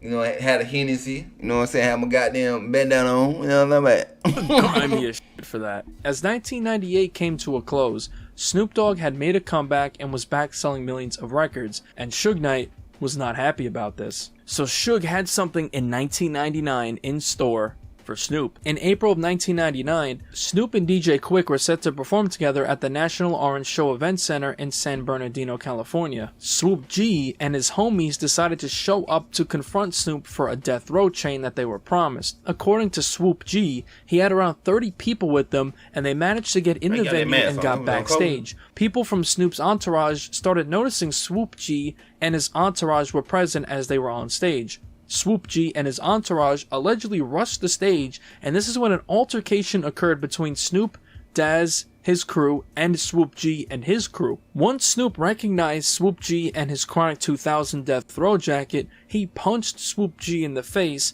and Swoop G slapped Snoop Dogg back. Daz then allegedly grabbed a speaker and hit Swoop G with it, and this was all allegedly caught on. You keep showing damn guns. You see everybody on the side of the... Damn, you fucking me up with this shit. It was all allegedly caught on tape by DJ Quick.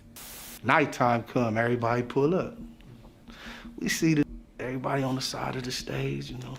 They in their little rooms and shit. So my cousins them come in, hella thick. My sisters with them, all my family. They like, we finna f this up. Death Row jacket on, Chronic 2000 jacket on. We finna put this shit on camera. Cuz finna get smacked. So they go on stage. We on the side of the stage. We chilling all of them. They don't even know Cup them over here. They done came from backstage thinking they finna get on the stage and rock they shit. They don't even see all these yet. When from his entourage from the hood start noticing on the side of the stage from the hood, you can see the whole change. Like, start tapping niggas like, cuz they go. So now you got them knowing, so I'm like, let's go. And they still like, no, hold on, cuz, let them feel the pressure, cuz. So I'm like, what pressure? Cuz, we ain't doing nothing. I'll jump on stage. I get right next to Snoop in the front of the stage. Turn around to the back of the Chronic 2000 jacket to the stage, to the crowd. So Snoop, look, so he finally recognized, he stopped, the music still playing, he stopped rapping like, that nigga, man. I mean, it was like the weakest punch I ever seen a nigga throw. Oh, God. No cap, like, oh, dead homies, that threw a punch. And you know, Snoop tall and lanky, so you gotta come from Mississippi to get some power. They grab him, boom. So when they grab him, the dads grab one of the speakers and pull it down on me. Boom. During this time, Dre and Snoop had fully reunited as Dr. Dre was finally getting ready to drop his sophomore album, which was initially going to be titled The Chronic 2, A New World Order, Papa's Got a Brand New Funk. That concept was scrapped entirely as Dre left Death Row in '96, so he decided that the album would be dropping in late 1999 and wanted to call it The Chronic 2000. With the signing of his new Aftermath artist, Eminem, who dropped his debut album The Slim Shady LP in February of '99, he would become a megastar.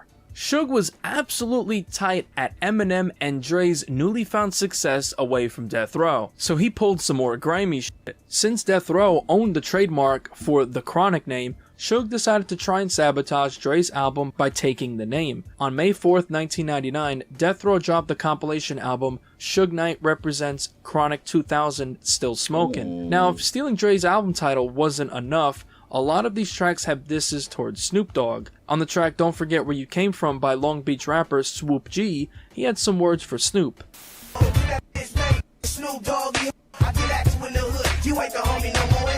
On the second verse, Swoop G continues dissing Snoop when he seemingly referenced Snoop running from Suge's goons last year at Master P's comedy event. Then he mentioned an alleged incident where Snoop got his chin bruised at a video shoot.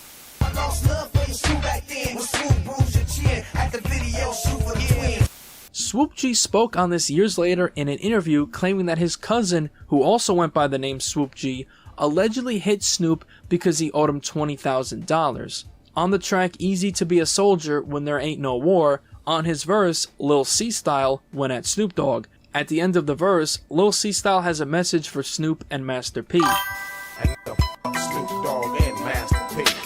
Now, on this album was a track titled Cinderfella by the Snoop Dogg clone YGD the Top Dog. This track actually sounded extremely similar to a track that would end up on Snoop's second album with No Limit Top Dog. The track is called Snoopafella. This was released just a week after the Chronic 2000.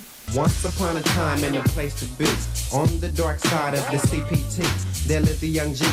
Once upon a time in the LBC, on the east side off of 21 Street, there lived a young man. So you're probably wondering how Top Dog would be able to bite Snoop Dogg if the song was not released. Well, if you know Suge, he always has insiders steal other people's records and has been doing this for years. Suge definitely had insiders in Snoop's camp informing him about the existence of this track, and Suge went ahead, stole the title, and made the song sound similar with his Snoop replacement, Top Dog. In the music video for the track, there's even a diss to Snoop when Top Dog is seen wearing a No Limit chain, but then he takes it off. A Sugeknight lookalike magically puts a Death Row chain on him. On that same album, No Limit Top Dog, which dropped on May 11, 1999, there was some jabs thrown at Death Row. On the track Down From My Ends, on his verse, Snoop throws shots at Top Dog for being a clone of him. Some of these is too, and some of these look just like you. Also, on the original version of the track, Gangsta Ride, Snoop would take more shots at YGD the Top Dog. So even this him. I hear nothing, it turn to sound like me. Say Simon Simmons. Snoop would then directly name drop Swoop G and Lil C Style. And what's up with niggas, Lil Style and Swoop G? Heard they tried to diss. They on my bitch list. Later that summer, on August 18th, 1999, at the 1999 Source Awards in LA, Snoop would be nominated for Artist of the Year. Snoop would also perform his track, Bitch Please. Suge's goons decided to show up in the crowd. Suge did this to not only intimidate Snoop, but also Eminem, as M was Dre's new artist that Suge wanted to sign to Death Row, seeing how successful M's debut was. The next month, on September 26, 1999, Dr. Dre and Snoop Dogg had their reunion concert in Hawaii, along with Eminem, Nate Dogg, Exhibit, Warren G, and more. This was to build hype for Dre's upcoming, long-awaited sophomore album, which was renamed to 2001 due to Suge taking his name Chronic 2000 as a way to sabotage and possibly extort Dre into paying for rights to the name. According to Reggie Wright, he got word of the concert before it happened and informed Suge. Reggie then got a bunch of Death Row's goons and actually flew to Hawaii to confront Snoop and company. On the flight to Hawaii, Reggie Wright and the rest of the Death Row goons ended up on the same flight as Snoop and his crew. The Death Row goons and Snoop got into a verbal altercation, talking back and forth. The Death Row goons were even allegedly spitting on Snoop on the plane. Reggie and his goons followed Snoop I know you motherfucking lying. I know you. He better did something. They spit on you? Oh, nigga, that's a different type of disrespect. You spit on me now. Yeah, you spit on me. That's a whole different type of disrespect. Yeah, I gotta kill your ass after that damn point. Allegedly kill your ass. I forgot I'm on live. We gotta allegedly kill your ass. Does California Love with Dr. Dre? There is.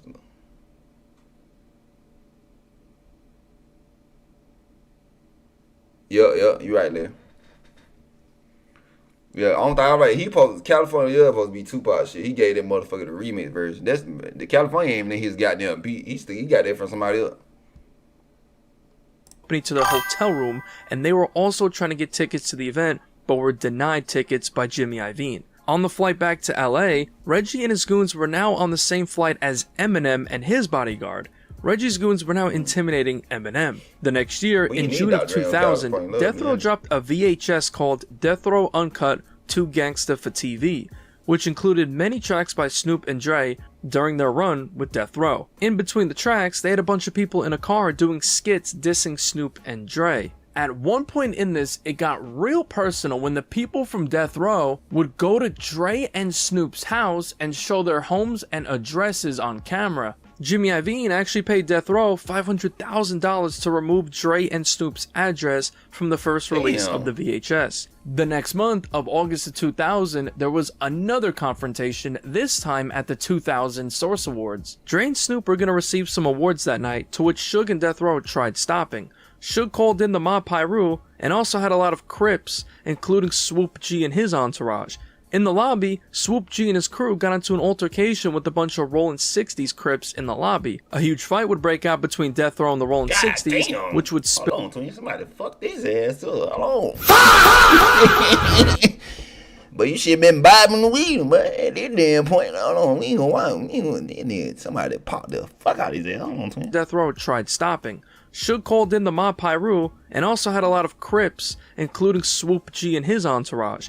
In the lobby, Swoop G and his crew got into an altercation with a bunch of Rollin' 60s Crips in the lobby. A huge fight would break out between Death Row and... Damn, this shit so old, we can't get a clear picture. I see you, but that boy added, or boy fucked up right there. Nigga fucked up. He asking you alright? Yeah, I'm alright. And then your ass fucked up. The Rollin' 60s, which would spill on the stage as Snoop would leave out of the back door of the venue, and the police even intervened during this altercation. The next month, on September 26, 2000, Death Row dropped the compilation album 2 Gangsta for Radio, and on this album there would of course be disses towards Snoop. Now there were also disses aimed at Dre and Eminem, but I will cover that in another video, so stay tuned for that. On the track titled Dre, on his verse, Swoop G has some words for Snoop, Nate Dogg, and Eminem. On the track Real Type Gangsta by Max Sean, he went at Snoop.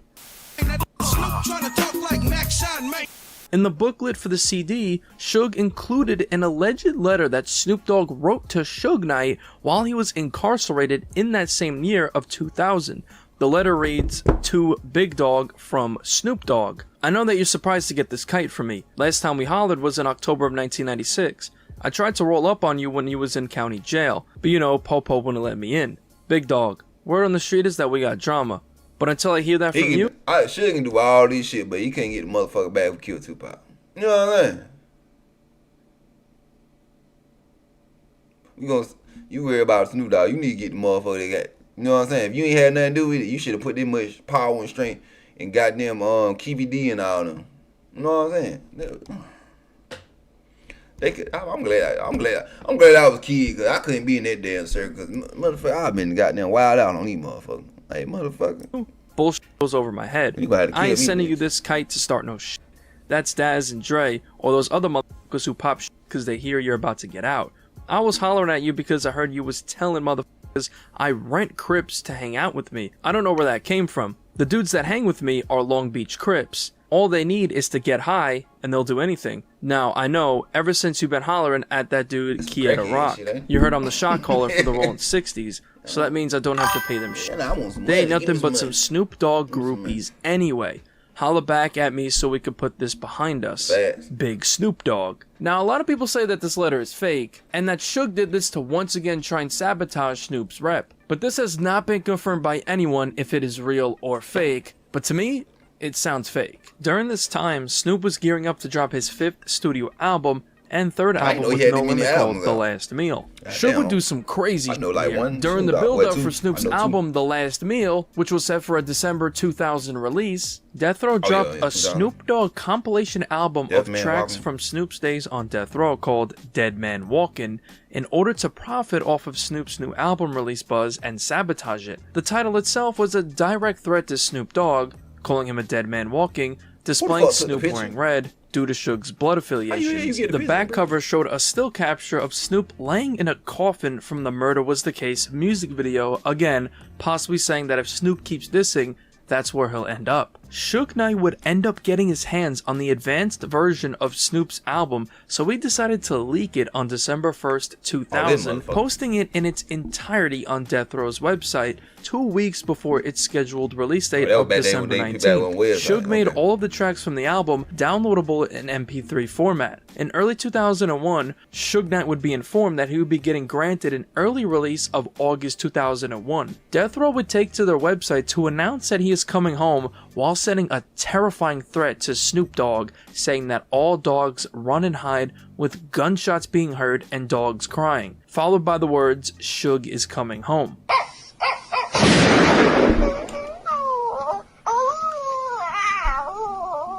The fuck was that? During this time in early 2001, Snoop Dogg had recorded a track titled So Hard, and on this track, he would respond to Sugeknight. Snoop also referenced the Dead Man Walkin' album that Suge and Death Row had put out in October of 2000. Why you say I'm a dead man? Keep talking. Don't even trip, doggy dog. They keep walking, cause they keep stalking. Snoop would continue throwing shots at Suge, throwing his wife in the mix, and says that Suge is doing time at Camp Snoopy as an inmate in prison. Your wife on my groupie, and you doing time in Camp Snoopy with all them snitches. Snoop closes out the track responding to Suge's "All Dogs Run and Hide" message on the Death Row website. I ain't running and I ain't hiding. I'm east side for life. Y'all know where to find me. Then Snoop has some words directly for Sugeknight. Sugeknight is a biatch. A couple of months later, on May 29th, 2001, Snoop Dogg appeared on the soundtrack for the film What's the Worst That Can Happen, and on this he had a track. Hold on, Chad. I always see this movie since I was young. Like, this is a good movie. It's the only. I think it's the only Martin movie I ain't seen. Titled What They Say, and on this track, it's speculated that he sent subliminal shots at Sugeknight and his wife. Keep my name out your mouth and my business out the streets. You gay, your freak is a freak. I never crept with the. A couple of months later, on July 31st, 2001, the Eastsiders dropped their album Deuces and Trays, the old-fashioned way. On the track Doghouse in Your Mouth, there was some disses towards Death Row. Rough Dog mentions the incident with Death Row that occurred a year prior at the 2000 Source Awards. And asked him the Source Awards when I caught him. Trey D then had some words for Death Row. It's going down, doghouse gangster style. If death row, we'll take 'em out. The next week, on August 6, 2001, Sugeknight would officially be released from prison after serving over 4 years. After being released from prison, Suge decided to completely rebrand Death Row, changing the name to The Row Records. Suge would have a conversation with Corrupt and offered Corrupt a position at The Row to re-sign and become the new vice president of the label for $3 million.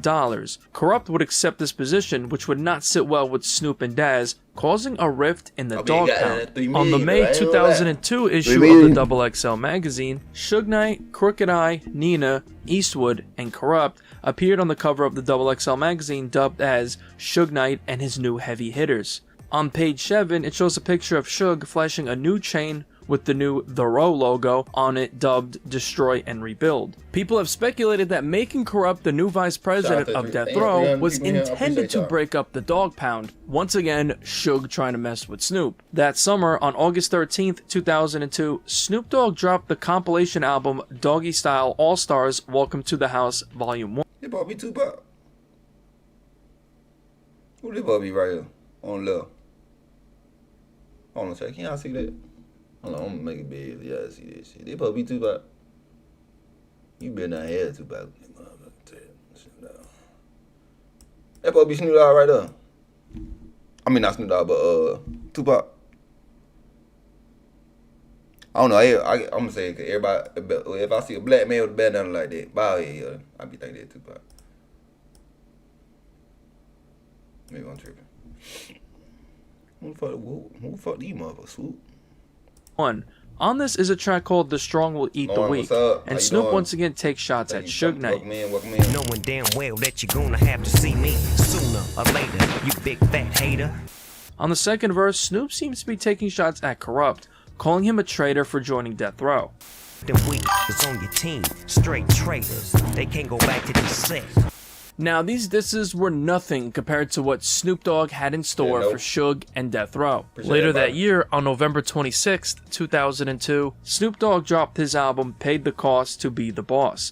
On this album is a track titled Pimp Slapped. This track was a full-length diss track towards Suge, Corrupt, and the rest of Death Row. Snoop starts off the track making it clear that his beef with Suge has nothing to do with any Bloods in LA, and that he has love for some Bloods. Throughout the track, Snoop refers to Suge as Simon because this was a nickname given to Suge derived from the popular game Simon Says, because when Suge gave orders to people, they responded by following his commands, like Simon Says.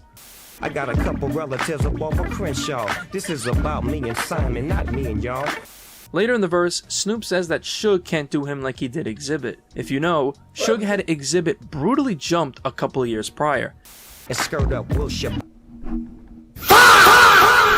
Say, you know this? Hey, but you gonna pick my ride?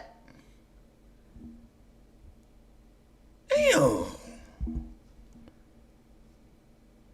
Full aboard. I'm not Exhibit, you can't pull my card. Then Snoop says that he was hanging with Suge's groupies while he was imprisoned, which he calls Camp Snoopy, and questions why Suge isn't in level 4 prison if he's so hardcore. Oh, your groupies when you was doing time in Camp Snoopy with the and snitches. Then Snoop suggests that Suge himself needs to start rapping because he's the biggest star on Death Row at that point. I got the word on you, Simon. You need to just start rhyming, cause you the biggest star on your label. Then Snoop says that he didn't get paid for the track Deep cover, and says that if Suge keeps talking, he will finish what he started at Death Row. And I still ain't been paid for 187 on the cop. I started your shit, and I will end your. On the chorus, Snoop says that Suge constantly tries sabotaging him because he's simply jealous of all the money that Snoop is making. It all boils down to the fact that you're jealous how my paper stack. Jealous ass nigga. On the second verse, Snoop goes directly at Sugeknight and even his wife, then saying that Sugeknight messed up the music industry. This a bitch like his wife. Sugeknight's a bitch, and that's on my life, cause you f***ed up the industry. Snoop then calls out the rest of Death Row and mentions Corrupt by name. Your rappers and artists tell them, shut it up, cause I every last one of them up, especially Corrupt. On the outro of the track, Snoop included a real voice message of a guy named Big Jim Bob, who was from Campanella Park, Peru, and on the message he tells Snoop to expose Suge. Big Jim Bob would end up suing Snoop for including this voice message in March of 2003. On March 11, 2003, The Row released the soundtrack for the movie Dysfunctional Family. On this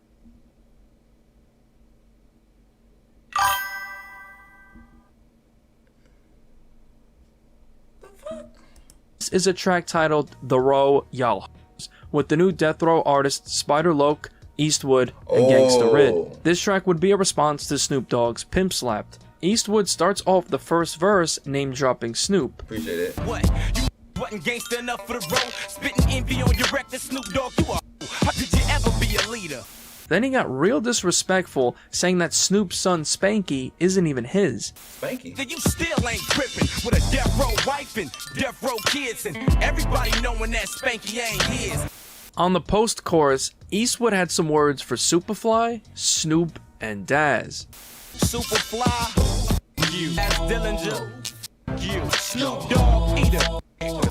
On the second verse, Spider Loc continues by going at Snoop. I heard Spider Loc. told me that you's a Snoop Dogg. After his verse, Spider Loc even mentioned Snoop's mom, Beverly. Hey Snoop, that's why I'm your mom's Beverly. On the third verse, Gangsta Rid went in on Snoop Dogg.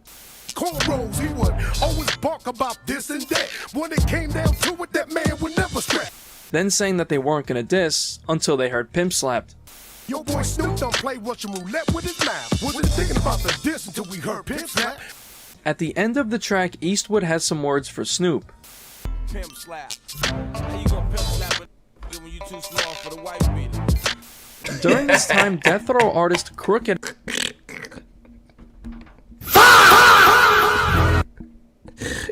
That boy say, how you gonna pimp slap? You too small for the white beat? Oh my God. No, you fucking lying. Hell nah, twin. I recorded a full-length response to Pimp Slap called Slap Back, which would end up never being released but later leaked. Aiming it at your mama and kids, cause I'm a monster. Snoop Dogg, eat God stomp ya. Snoop and Daz got wind of this, so they responded. On May 6, 2003, Daz dropped his album DPGC, You Know What I'm Throwing Up. And this album had multiple disses towards Suge and Death Row. On the public service announcement skit, Snoop has a message for Sugeknight. I just want to say Sugeknight's a bitch, and everybody down with him can eat a motherfucking straight up. This track was the intro to the track. You stop showing this. Stop showing this. Stop showing this. Shit. Stop showing Which this. Daz would go at Corrupt and Suge. He ain't got no picture. You know he got a picture without him. Picking me up. He fucking me up with this shit. We gotta go back check. Snoop has a message for Shit, Sugeknight. no, I ain't gonna show it again. Damn. And Sugeknight. On his verse, he has more words for Suge. Oh my God! Oh shit. God damn it. Even addressing him by his government name, I gotta keep my Marion. hand on this thing. I want to say what's up to that eating Marion. You know, you done sucked my plenty of times, boy. On the self-titled track Hold on, DPGC, You Know What I'm you mean Throwing by Up, Snoop has some more words for Sugeknight. Sugeknight is a fat bitch. On the outro, Snoop went off on Suge. Oh yeah, by the way, Sugeknight is a fat, sucking, hating ass. Then mentioned his wife at the time, singer and former Ruthless Records artist Miss LA, who is Dr. Dre's ex-wife, and they even have a child together. They had a child together?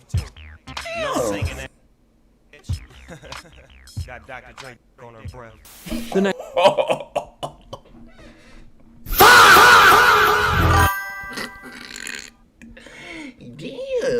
Damn, we can get juicy, chat. We getting juicy. We get into the juicy stuff. Say it's a good movie. I watched it. Oh, shit, I might have watched this motherfucker. I ain't never watched that shit, Larry. Next month, in June 2003, Snoop Dogg dropped the mixtape Welcome to the Church, Volume 1. And on this mixtape, he would go at Suge and Death Row. On the track Hater and You, on the first verse, he goes at Suge. She didn't know I knew it. She used to with that Suge in 96 or 97. Later on in the verse, he mentioned Suge by name once again. Snoop went real disrespectful, mentioning Suge's baby mama. I love breaking Sugeknight and his bras, just like breaking the laws. I used to have his baby mama like taking it off. On the second verse, Snoop... Damn, everybody don't have her then. Shit, Tupac, Snoop, Dr. Dre, Suge, damn. Round and round, round and round. mentions the Dysfunctional Family soundtrack where Death Row dissed him, saying that Death Row is a dysfunctional family itself. Cause you say you can't stand me, your whole rap label is a dysfunctional family. On the outro, Snoop has more words for Suge. Use a and by the way, your baby mama sucks some good Suge. On the track LBCing It Up, with Nate Dogg and Lil Half Dead, on his verse, Lil Half Dead went at Death Row. We trust no and trust no. We bust on and Death Row. That same month of June 2003, Snoop Dogg and DJ Who Kid dropped the mixtape West Side Reloaded. On this mixtape, Daz had a track called... You about to piss me the fuck out. Don't show him no more, bro. He about to piss me the fuck out. Daz and Snoop dropped a DVD called The Row Killer. On this DVD, in between the music video for the track DPGC, You Know What I'm Throwing Up, a Sugeknight lookalike depicts Suge getting set up by Daz, which eventually leads to him being kidnapped and thrown in a trunk. This DVD had the music videos for Daz's track You Ain't Shit and Snoop's track Pimp Slapped. In the video for Pimp Slapped, a Sugeknight lookalike can be seen behind Snoop Dogg. Corrupt would get wind of these disses, so he decided to respond himself. During this time, Corrupt recorded a response diss track towards Snoop, Daz, and the rest of their camp called No Vaseline Part 2. This track would end up bootlegged on the Against the Grain EP in 2007. On this track, Corrupt pays homage to Ice Cube's legendary diss track No Vaseline, except with recordings of Daz and Snoop's disses towards him and Death Row. The first verse is dedicated to dissing Superfly. Goddamn, I'm glad y'all set it off. They call you Superfly, your name Super Soft. The second verse, Corrupt goes at Daz. God damn it. He act like he can't show a picture with Dad without no gun. Come on, twin. You gonna get me fucked up. See, I'm gonna be fucked. Y'all hear me on live tomorrow. Y'all know why. You gonna get me fucked up. Treat it like one. And finally, the third verse is dedicated to dissing Snoop. Following the channel, I appreciate you. On March 30th, 2004, Corrupt dropped the compilation album Originals, and on this is a track called Eat a Dick, Daz. On this track, Corrupt once again goes at Daz. Daz, that's a good song. Eat a dick, shut the fuck up. Now ain't this a he won't shut the fuck up. After this, in the year of 2005, Snoop had a change of pace and was looking to put an end to the beef. On April 14th, 2005, Snoop Dogg hosted a one-day peace summit between feuding West Coast hip-hop artists to ensure conflicts don't cut their earnings. Snoop announced that he ended longtime beef with Sugeknight, as well as put issues aside with J.O. Felony and Corrupt, who has now rejoined the Dog Pound. Artists like The Game, Exhibit, DOC, and Young MC attended the event. Snoop said, quote, "It was me relaying to them that the banging in the business ain't making us no money. If we come together and move as one unit, money will be there, and the opportunity to shine will be there. What it's all about is saying, I'm from the West Coast, you're from the West Coast. Let me get your number, we could probably do some music together. It ain't always cool to be gangster to your homeboys." After this, the Dog Pound would squash the beef, and they even graced the cover of the July 2005 issue of The Source magazine, dubbed as The Return of the Gangsters. According to Snoop, he and Suge met at a hotel in Vegas to squash the beef. According to Snoop, he and a security guard were rolling through Vegas when they happened to run into Suge.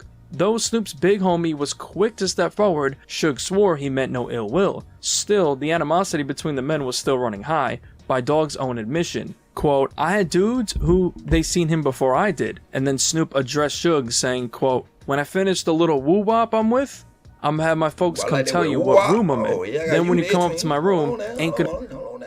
It sound like a ghetto ass whopper, but I'm you that woo-wop. Yeah, I like that. Got my little woo-wop. Hey, check, we got a new word. New word alert.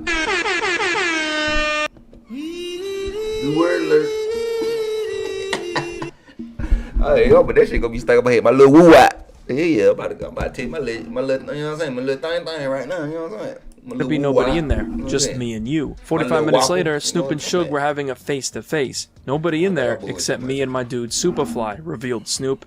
Superfly ain't no threat, He's just a producer dude who wants to hear exactly what's happening. So Suge and I are chopping it up, and the whole conversation is, I loved you, dude. I could have saved you. I had nothing but love for you.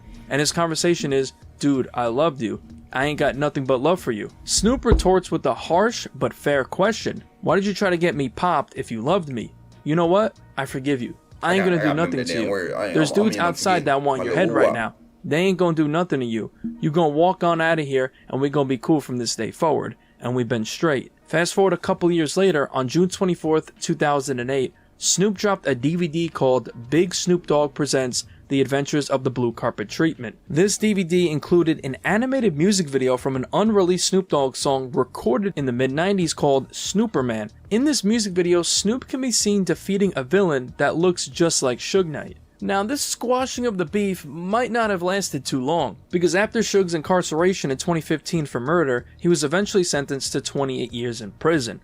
Long after Suge's incarceration, in February of 2022, Snoop would have the final laugh in the beef when he would buy Death Row Records. Now, during this time, Suge would begin doing call-in interviews from prison and started his own podcast. In April of 2023, Suge claimed... He got a podcast?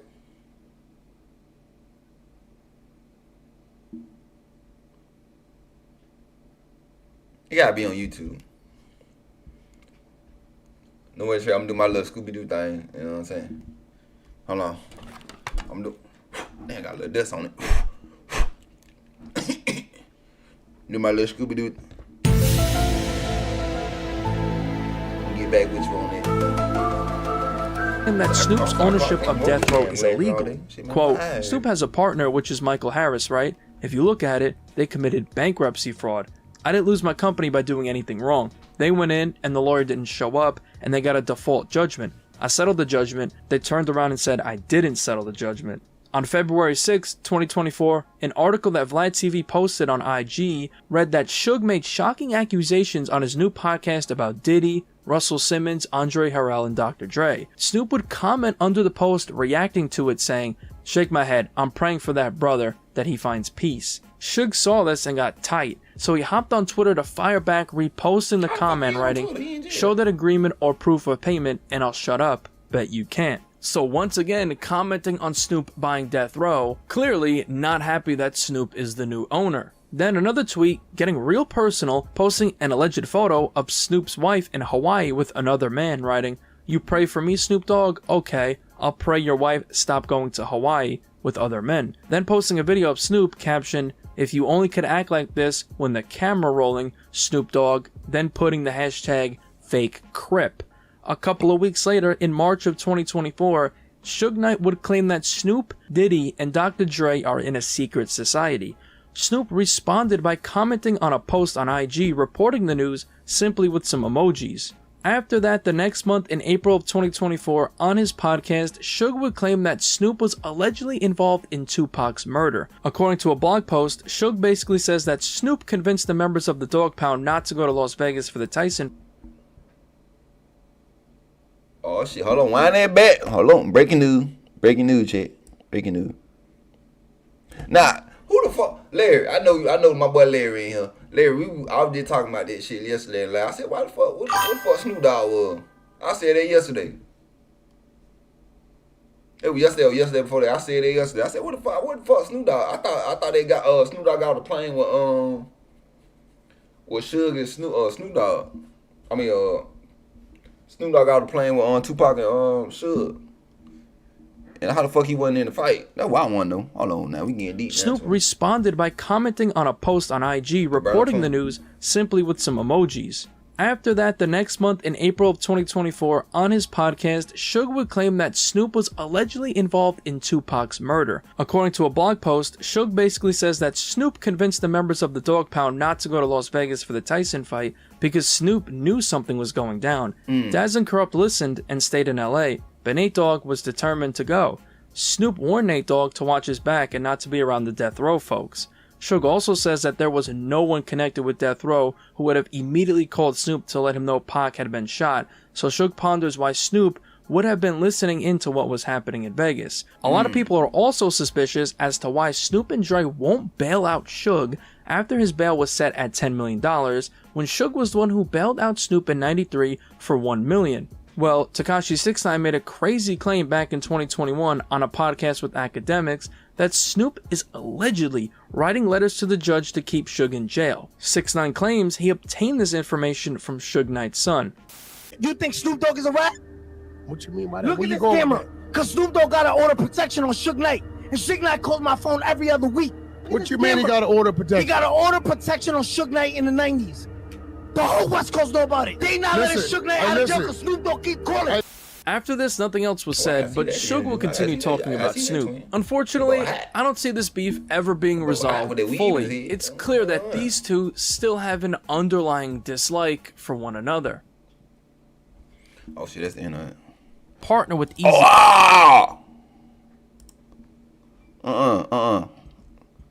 We still gotta do that. The war, Sugeknight versus Easy.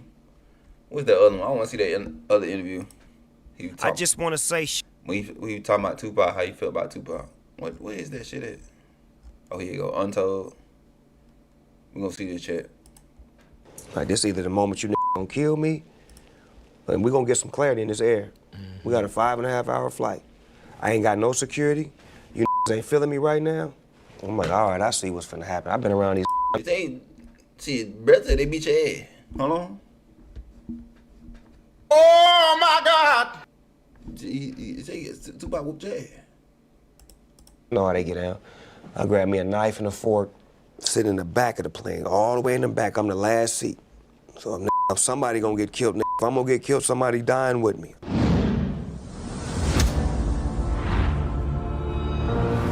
Job, big boy. We off air. The mothership has landed. Yes, sir. Snoop Dogg. Big. Welcome to Off Air. Now, we've done this a lot on air. Right. You know, and we've covered, I've covered your career in my 25 years on radio. From the beginning. Yeah. You know what I'm saying? So it's crazy that we got so much on air. Right. That I get a chance to sit down with you off air. And usually, you know, we ringing bells and having a good time. You know what I'm saying? But, and but it's usually from a perspective of the people not seeing us. Yeah. They're just hearing us, so they have to visualize what we actually doing when we doing what we doing. Because that's a great trait of yours, that being a radio personality, like, you have to make people believe who you are before they even see you. Yeah, man. I always call it sights unseen. You know what I'm saying? They won't get there. Voices Get to the that's juicy heard. shit. I like that. Go ahead, don't take it though. You know Unseen but well heard, do Yeah. not disturb. Yeah, see, you gonna take it and make it that your own way. now. Yeah, you know what I'm saying? that way. You know I ain't got no money to fight you in court. Man, I do want to ask you, man, like, just growing up, how did Snoop Dogg grow up? Like, what was the household like? So I ain't gonna lie, my Household, my mama. Bitch, we gonna get to the, we gonna give them about that shit, Snoop. We gonna get to the good juicy have shit. fun and learn and experience certain things. What juicy shit at? That's what we want. When did you, when it comes to Dog, we know Snoop, we know the brand. You know, I can't even say rapper Snoop. You know what I'm saying? Because there's You got to comb this motherfucker's hair. You know what I'm saying? This nigga hair get like, you got, his shit ain't like yours. growing in it. You putting water in it, you fucking it up. Go on outside and play with Twins and a bunch of little girls, they run up to me. What's happening? We finna play knockout. Yeah, the I'm game. like, why I'm playing one? No. We had a class together. What do you do, Nate Dogg? Okay. How you met Nate Dogg?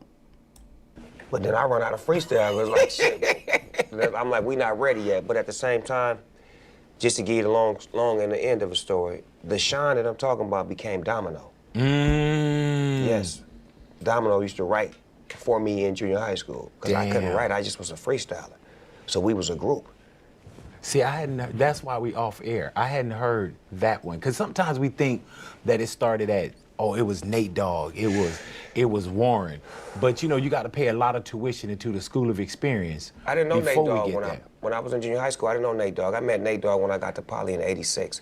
We had a class together, science class, and somehow, somewhere, our desk was right next to each other in the back.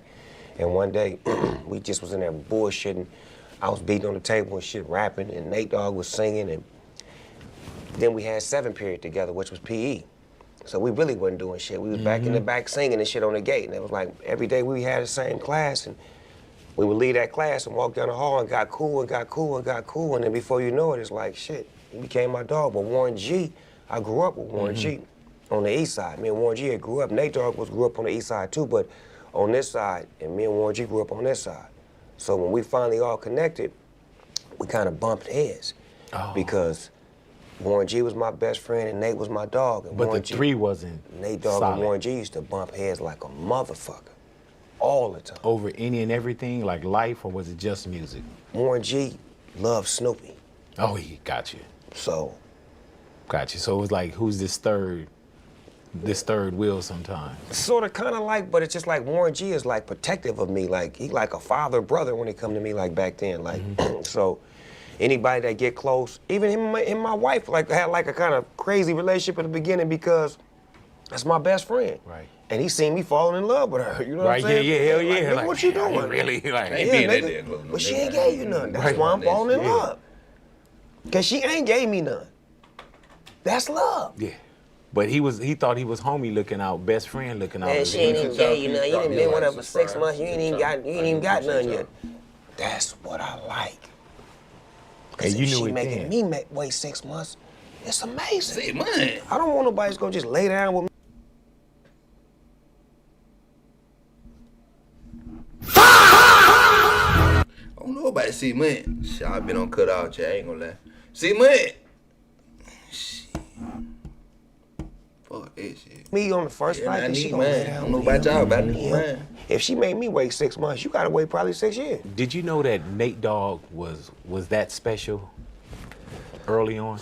Well, the thing about Nate Dogg was Nate was gangster. Mm-hmm. He was gangster as fucking real life. Like, so gangster ass nigga that can sing is a triple threat. Mm-hmm. You know what I'm saying?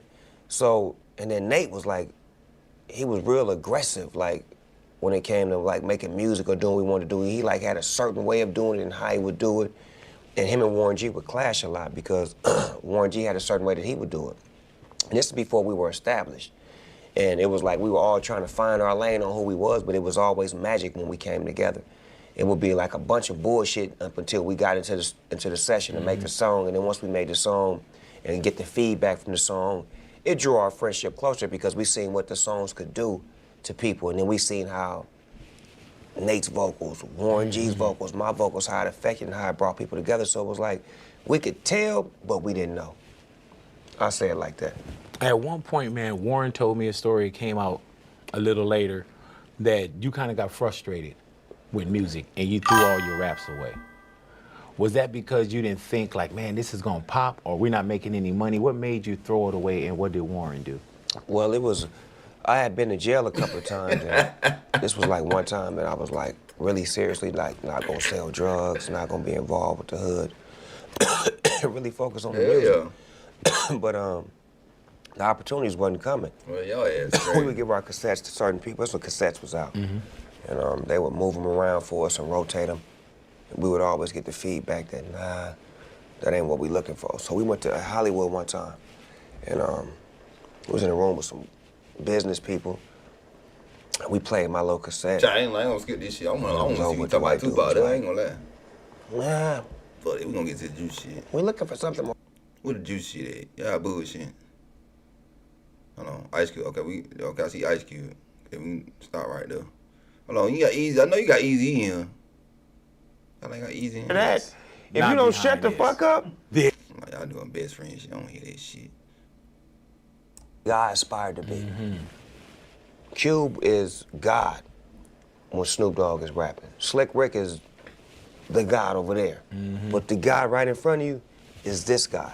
He's the closest guy that you should be reaching for. Oh my You should be going for him. Oh, If you hell get no, to man. him, then you're gonna be at a great level because he is greatness.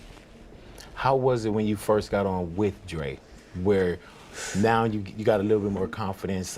What was the first thing where you say, okay, you know what, we on now, we on, the Shit. process? Nigga, when a nigga called, when I was in the, now y'all don't know this story, I was with Above the Law. Above the Law was about to give me a situation, but they had me waiting on the bench.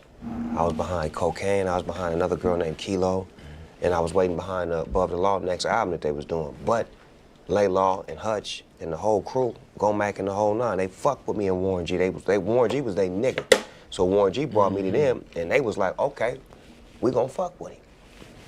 But sit down there and play that Madden while we work in the studio, and this is when we coming from Long Beach to Inglewood. Didn't even know I was going through a blood neighborhood on the Metro Rail, Warren G, trying to make a career happen. Getting off walking every night, catching the Metro Rail back to Long Beach from Inglewood, and it's 7 minutes from here. Where we used to go to, right by that Panda Express and all that shit. That center right there. Like got Burger King and Kentucky Fried Chicken. It's like right over La Cienega, some shit like a center right over there. Yeah. Right there. I didn't even know this is Blood neighborhood and this is Snoop Dogg and Warren G. Like young Crips, not like active gangbanging, but we Crips, but don't know.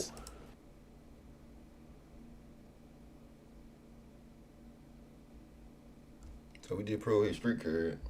We did prove it right here, Chet. You said all your goddamn mouth. You were representing. You wasn't really in it. You were really representing. You just representing. You ain't really not getting active, bro. Chet, he went in there getting active. He just said this. Hold on, we're gonna go back for the people who ain't heard. We're gonna go back. La Cienega, some shit like a center right over there. Yeah. Right there. I didn't even know this is Blood neighborhood and this is Snoop Dogg and Warren G. Like young Crips, not like active gangbanging, but we Crips, but don't know. We going there to get to that. So this is probably about 2 months. We going there every day. So one day, just to get off the side of the story, DOC is up there and Eazy-E come up there, and DOC and Eazy-E have a fight. And somebody won that shouldn't have won, but moving on. Like a fist fight? A fight, nigga. Why you want to say Eazy won then? No, I'm thinking. DOC and Eazy-E a fist fight? Yes. And you said somebody won that shouldn't have won. Exactly. So Eazy won. So you figure it out. Eazy won. What y'all think, chat? Let me know in chat for I'll play it when y'all let me know. Who you think won? I don't even know who the other dude is. I think he's the end of it, but I don't even know who he is though. You know what I'm saying? I still gotta do NWA research. You know what I'm saying? Hold on. Put my glass on. Hold on, still got some glass.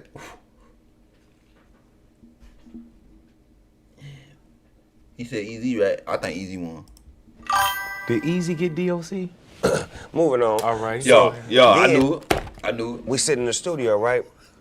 We downstairs playing Madden. This remind me Mike Smooth, Deacon Fresh Out, Deacon from Grape Street Watch. It's like gangbang central downstairs. Like they got some real shit. They like Baby Ruthless over here, Bud the Law, because they smoking hot, they doing their thing. But Dre is about to leave. Ruthless. It's not public, but he's about to leave. Did you know that? No, I know nothing. Right. I'm just trying to get on. Yeah. So I'm in here with these niggas every day. Friday, they take me upstairs in the studio. Appreciate you joining the channel. One of the only times. They play a dope ass track for me. And they're like, this yours. Monday we're gonna record this. I'm like, oh shit, I finally get to record, I'm here. nigga. Easy. Saturday. So you can't count because you small, bro. People be trying to count like you can't fight and shit, like you small. With Dr. Dre in there. And take our cassette tape. And plays it when the music cut off and rock the house. So Saturday night, Dr. Dre calling with Warren G on the phone. I'm like, nigga, fucking Dr. Dre, fuck out of here, I hang up. Don't answer the phone.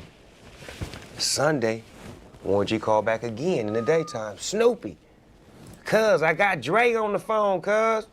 He said, hold on. You say Eazy is a real gangster crib, rest in peace. Yeah. So I got one question for y'all before I continue this. So y'all think Eazy really had HIV or Snoop Dogg, you know what I'm saying, inject him with that shit? Appreciate you subscribe to the channel. He always tell me late who do this shit. But do y'all think Sugeknight injected HIV into Eazy? Cause I've been hearing that shit too. Cause I seen an interview a while back. They said they were doing people like that in the 90s. They was injecting motherfuckers with that shit. Cause they said that they having what's the name from Bad Boy? Matt, what his name is? Craig Matt. No, Craig Matt died from that shit too. Real motherfucking G. Hold on now, twin. Give me a hell yeah! So do y'all think that? Let me know. What's up? Man, quit motherfucking lying. No motherfucking Dr. Dre, nigga. Call back again in the daytime. Snoopy, cuz, I got Dre on the phone, cuz. Travis. What's up? Man, quit motherfucking lying. No motherfucking Dr. Dre, nigga. This is Dre. Hello? Hello? Yeah. I heard that cassette. Notorious Thug was the best Monday. From what? Can you come to the studio? Now you in the best of both That's worlds, a 2 hour kind song. of. That's a Biggie song. Like, Remember what I just told you? A decision.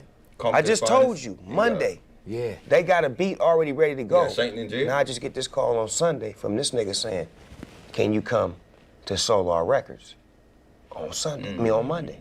I feel you. Why certainly? That's Dr. Dre. I've been waiting 4 months. This is, and if I miss Monday, I'll just. That's why I think when he got jumped in, when they told him, let me go check on come this. up to the Let me see studio, what this Monday look you like. thought it was Dr. Dre. I get up in there on Monday. Larry. This nigga Dr. jumped Dre, him and shit. They one probably of the songs I rejected got that called shit. Gangsta's Life. He flip it with a James Brown. Boom, boom, boom, boom, boom, boom. I think they would have killed him right there. All the Crips would have killed Sugeknight, man. But you know, all the Crips respected 10, 20, 71, the day I come out. 2 days later, I'm running my mouth. Mom's put a bottle to my grill. I look her in the face and I say, thank you for chill. following So the she channel. I puts her appreciate that. back upon a pillow. 5 minutes later, I'm bailing out the hospital. On my way to the liquor store. The first thing I grab is some skins and a photo. Yeah, I'm on some baby shit though. The story was so gangster, nigga Dre fell in love because it was like me as a baby being born, going straight to the liquor store, getting arrested by the police, off to a gangster's life. Next verse, YA, juvenile, gang banging, whoop-de-wop, super gang banging. Third verse, my little brother gang banging. He don't make it. He gets killed at the third verse. It was some shit. Do you think he saw that song more than you saw it? I know he did. Yeah. He seen the it was like a super rhyme. Yeah, like, yeah. I heard it like one time. And it was personalities like, I'm just love Bone singing it Thugs to you and right Harmony, now, but it was Hold like personality. on, Let's man. We speak ain't gonna the say, clock we ain't up. gonna and- slide past you like, we got Canada here. Oh, nigga, getting international in this motherfucker. Hello. Hey, baby, how you doing? Blue apples. I love apples. Shout out to Canada, man. I appreciate y'all. Let me know where y'all from too, man. Drop that shit in the chat, man. Don't be scared, man. Rep where you from, man. Past some Shout out time, to Canada. June 17th, 1979. That's my first time being arrested.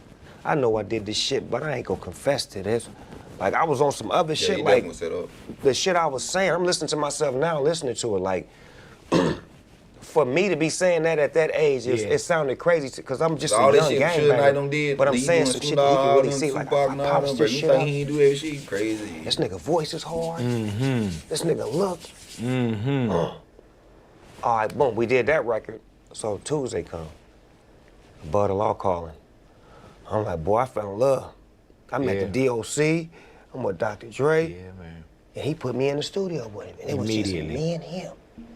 And he was like, all right, like all the shit you be hearing on the NW. I'm listening to all that Talking shit. to you through the queue like, oh my God. Yo, that nigga Dr. Dre talking to this girl. Boom. Shout out to So it was Texas, like, shout I out was to New on from Jersey. there, and then it kind of like, I mean, New York. ruffled Is that out above there, the New law. York? Yeah, New York. And us, because they felt like I can't pronounce that shit. I ain't gonna lie to you. they was me. Like, they was the one that's supposed to put me out. And then the first single was Mount 187. And remember, that's I said it right. 187. I'm That's country, his bro. I'm from the tone. South, That's his everything. Yeah. So in so many words, it's like, nigga, you leave No, and then got you my take boy my from shit. Florida. Shout out to Florida, man. You get what I'm saying? Yeah, but He ain't that that wasn't motherfucker. nothing intentional. No, it's But it could feel that it way. could feel that way. But me and Hutch, like, nigga, we coached football together. Yeah. We became best of friends. I coached his son. But what about at that moment? Oh, at that moment, it was problems. Yeah. That's why Above the Law, Snoop Dogg, Eazy-E, Bone Thugs, it was a conflict. It was conflict in the beginning, like for real. And like real conflict. Like though. for real conflict, like because it was business, but it got personal. Because shit, nigga, you stole, and then nigga, I became the biggest nigga in the world. Yeah. So imagine that, like you got nigga Like sitting I'm with you, right here. and then all of a sudden, Like he nigga did bigger, what? nigga bigger than everything we ever touched, and he was right here. We had him. And it can't be that one song because it went from that to G-Thing. Yeah. And G-Thing didn't have no influence from nobody. Did you know Deep Cover was gonna be a soundtrack to people's lives when you did it? Not just No. a soundtrack, but a soundtrack to people's I gotta lives. hear Deep No, Cover. Everybody nigga, say the way that's the good. song It's a good happened. song. I gotta hear that We song. had Calabasas at Dre house. He got no furniture in the studio. He finna go to the gym. I'm listening to this shit off stream. I'm gonna let y'all know. Put this track on. What I think of that. We gotta do this shit for this soundtrack. I don't even know what the fucking movie about, but I want my first lines to be, tonight's the night I get in some shit. Yeah. Deep cover on the incognito tip. All right, cool, I got you. Boom, he leave, go to the gym. Suge call about 2 hours later. Doggy dog. What's up, Suge? Look, nigga, I'm finna call with these people from Sony on the phone. They think the song is done, so I need you to rap your ass off until I say cut it off, and then we gon' blah blah. Nigga, I never heard Suge Doggy is gangster, Style. nigga. That's why I respect that nigga to this day to the fullest. So the nigga Suge click back and call back. Doggy dog, play the shit you and Dre did. All right, boom, boom, boom, boom, boom. Tonight's That's what I'm doing. Y'all make sure y'all follow my Twitch, Baby Jody 7413. I'm gonna do a 90s. I'm gonna do a whole 90s fucking throwback albums and everything. I'm gonna play all this shit. I want y'all to come in there and tell me one of y'all favorite songs and shit like that. Rock out to him. You know what I'm saying? Like I told Chet earlier, I'm a 90s baby. I ain't grew up in the 90s like that. I was just born in it. So, me to go back, look, now I'm older now, I can go back and look on, you know what I'm saying? Things of that nature. You know what I'm saying? I don't know, it may become getting older, but I like older music. I don't know about y'all. I might do some 70s one day on here in this channel though. I might go back to 70s. You know what I'm saying? Night, I get in. I'm definitely going back to the 80s yeah. though. We're gonna do Deep Slick cover Rick, on the LL incognito Cool J, tip. all them. Killing motherfuckers if I have to. Peeling caps too. Let you niggas know I'm coming at you. I guess it's part of the game.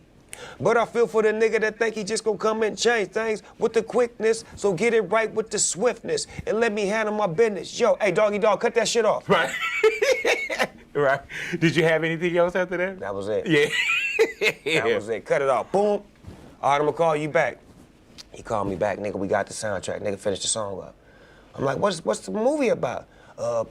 Undercover cop that did it. All right, fuck it.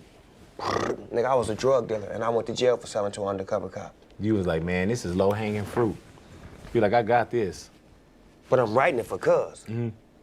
But Cuz here, Cuz say, You got I need you on there. So you were just gonna write I'm just gonna write it for him. And it was gonna be Dre's Here, I'm song. not, nigga, I'm Snoop. Who the fuck am I? It's an honor. Here, Cuz. Nigga like, nah, nigga. Write the second verse. Okay. Creep with me as I crawl through the hood. Maniac, lunatic, call him Snoop Eastwood. Kicking dust as I bust fuck peace. I heard that and before. the motherfucking So they punk go? police. I heard that. I'm on. I heard they on Then the San third Andreas, San verse. Andreas. I ain't gonna lie to you. I ain't gonna lie to you. I heard they on San Andreas. I ain't gonna lie. GTA San Andreas. I ain't gonna lie. I'm going ahead. I'm caught. GTA San Andreas. I heard that damn verse. This when I start getting vocal. How about we do it together? Right. That ain't a bad idea. All right, yeah. And then from that to the video shoot. This how they did me on this one. She'll give a nigga like $600. Go to the swap meet and get you some stuff. We finna take some pictures. All right, for sure, Shug. Give me a White Sox hat, because that's what niggas is wearing. Cube got the White Sox hat, so I like the White Sox hat, black and gray. Then I get me a Long Beach hat. I'm like, all right, cool, I'm straight. Got 2 looks for the photos. Nigga, we get to the motherfucking photo shoot. There's all kind of cameras, like big cameras, like not like these cameras, like big ass cameras. And Yeah, shit. this a movie. You like shit I ain't never seen before. So now they done walk Dre to the side, and I'm seeing him doing all this body language, like I don't know what the fuck going on, but he like, and he come back to me like, man, these motherfuckers got us doing a video, and I thought we was here doing a photo shoot, nigga. My heart like, a video. Oh, yeah. I'm like, what the fuck? And dog, it seemed like you were quite shy. And watch this. The director say, yeah, in the beginning I need Dr. Dre. Dr. Dre, I ain't doing that shit. Let him do it. All right. We need you guys to reenact that scene. Well, that was me anyway. Hey, man, I've been dealing with you for 4.5 months. You ain't hit this shit in front of me yet. So what you saying? Thank you 5-0. 5-0? I ain't no motherfucking cop. Well, hit this then, nigga. I can feel it. What were the early days of Death Row like, the camaraderie? Early days, a lot of misunderstanding, miscommunication, but it got fixed fast because I'm dealing with a bunch of real guys, real gang members, real official people that have crossed paths before, behind the wall and on the streets. So it was a mutual respect once we all realized that we was playing for one team. because there was no such thing as separation. We always was always together. So you would watch the way you talk, you would watch the way you conducted yourself. And at that time, it was like a lot of us was unfamiliar with being around other gang members outside of your own realm. Right. So hearing the way they talk and the way they moved and the way they did things was different, but it ended up becoming so fun because them niggas became some of my best friends. How do you come to that though? Because you get where you see now, we'll see, oh man, everybody kind of make records together. But early on, a lot of that stuff was taboo, just sitting down with somebody from the so-called other side.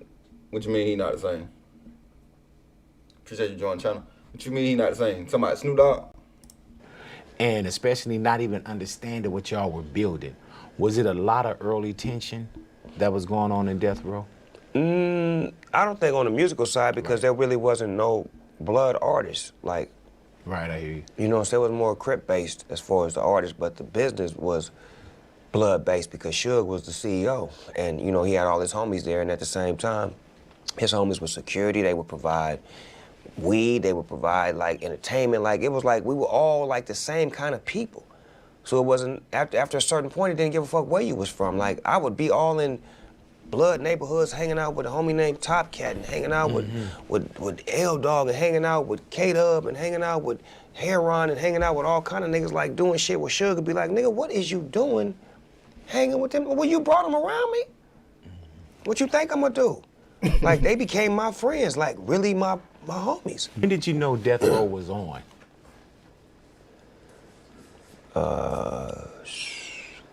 Soul Train Awards. When me and Dr. Dre came out and did G-Thing. The Lowrider, right. And just the way. It's like, I never done this before. Like, that was the first time I ever, like, just stood and just was like. Yeah. Like, I dreamed of that moment. Did you feel accomplished? I dreamed of that moment. Like, that's a moment that if you win a championship, if you on stage performing in front of millions of people, if you, this just like the highlighted moment that I've always seen, like, somebody just take that, and get it. So it was like, that was a moment. We was in the Lowrider, and all while we getting together, we come up, nigga, Dre like, hope this car, I'm like, I ain't tripping off that shit. I'm high as a motherfucker. I'm in the passenger seat. Paper So trail, like, Trey. They like, and then it come on, boom. It come on like Scooby-Doo. They don't even say What's Snoop Dogg and Dr. Dre like, there's some. Boom, boom, bum, bum, bum, bum, bum. Yikes! Boom, then the music start banging like a track that Dre made. Boom, boom, then the car roll out real slow, and you could just see the whole crowd. I'm seeing Bobby Brown and Whitney Houston and Jimmy Jam and Terry Lewis. This is like 90, 93, where like R&B is still the shit. And I'm watching all the black celebrities in the crowd, like them niggas is standing up when we hit the stage with the car. So I jump out the car, and I'm like, and then that motherfucker just, the music, everything cut off, and it just go, and now, our national anthem. It got music, bro. I can't play copyright. That motherfucker went up. It went up. Could you feel it? Yes. The way Dre put the... YouTube? Hell no. The shit with the Scooby-Doo in the beginning check 'em out, was though. the shit. Know. Bum, bum, bum, bum, I never heard him from. Where you from?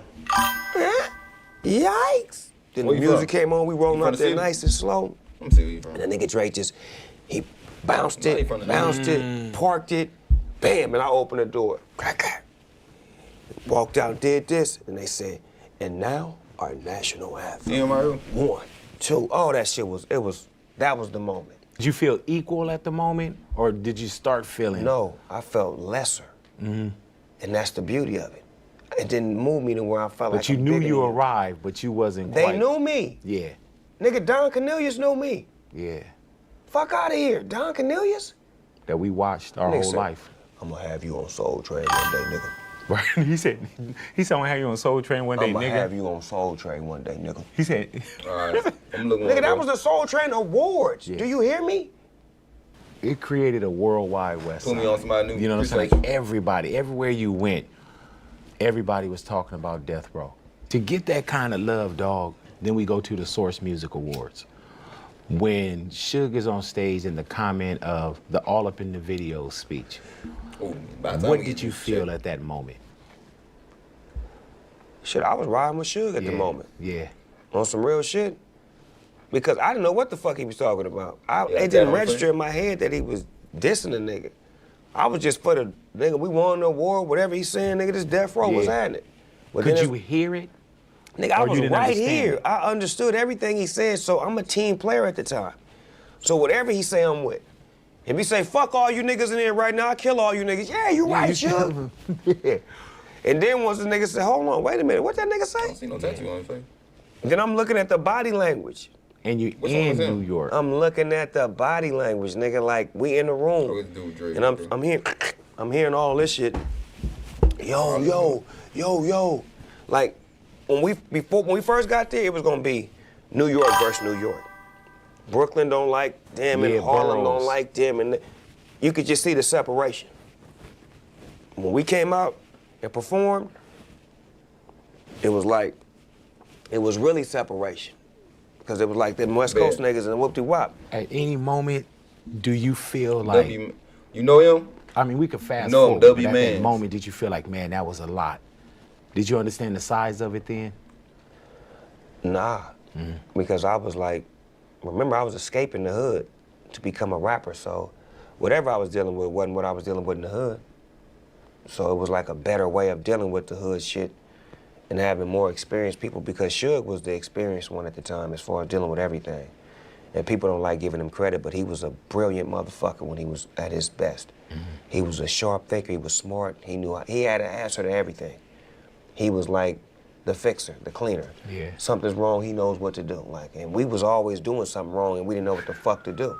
Because we're so used to catch a case, fuck it, how much time I got? I'll take it. He was on some catch a case, hold on, get a lawyer, dance around this shit, nigga. Mooped up, drop it, fuck out of here. Huh? Yeah, that's how white folks do it. Man, I didn't know that. You played me a song that you told me, Big, you gotta hear this one. And you could have said anything in the world about Suge, but the song that, as I remember, was you paying accolades and it's called Let Bygones Be Bygones. Why was it important to write that? Because I love that man, he changed my life. And it gets overshadowed by the negative energy that was projected by him and the stupid shit he did when he was on the streets and just the picture that they paint as far as half the man. If you fuck out me. But if you know the whole man, it was more greatness in him than anything. He just didn't have a chance to highlight that. He got something to do. Yeah. I don't want to hear that bullshit. He got something with Tupac getting killed. I don't want to hear that bullshit. You know what I'm saying? Oh my God, bro. Oh, hell no, man. What the fuck, man? Get your ass. My ambitions as a rider. You know what I'm saying? That what we on, twin. Check that what we on. I don't know what he talking about. Exactly. Were you ever afraid of being on death row sometimes? Never. I was afraid when I wasn't on death row. Right. Explain. Because it was death threats. It was like shit where they was coming to get at me. It was like, it was animosity. They was bitter. You lose your biggest star, Dr. Dre. And then you lose your second biggest star, Tupac. And then you lose your biggest star that's actually there with you that helped officially create this shit, Snoop Dogg. Were you scared for your life, dog? Definitely. Did it ever get extremely dangerous for you? Yep. I had to go see Minister Farrakhan and let him put them boys on me. You know what I'm saying? The Nation of Islam, Fruit of Islam. Put that power around me. Help me do what I gotta do. You know what I'm saying? Like, that's what I love about Minister Farrakhan, that he played team ball. He for us. You know what I'm saying? We gotta have somebody that's for us. You got everybody against us. Who the fuck is for us? Did it seem worth it at the time? They should Were you do ever too. thinking I about think walking all away of from them, the yeah. so-called business? Man, please, this is shit I was born to do.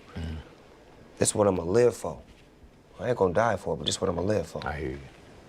How did you meet Pac? About time. God damn, that's what we want to hear I had a about. homegirl named Samara. She was like the bud lady. And she was working on the movie, Poetic Justice. And it was a rap party. And I didn't even know what the rap party was. I thought it meant that motherfuckers was gonna be there rapping. Right. So she was like, I'm gonna invite you to the rap party. R.A.P. party. Fuck it, I got raps and shit. I'm ready. Rap my ass off.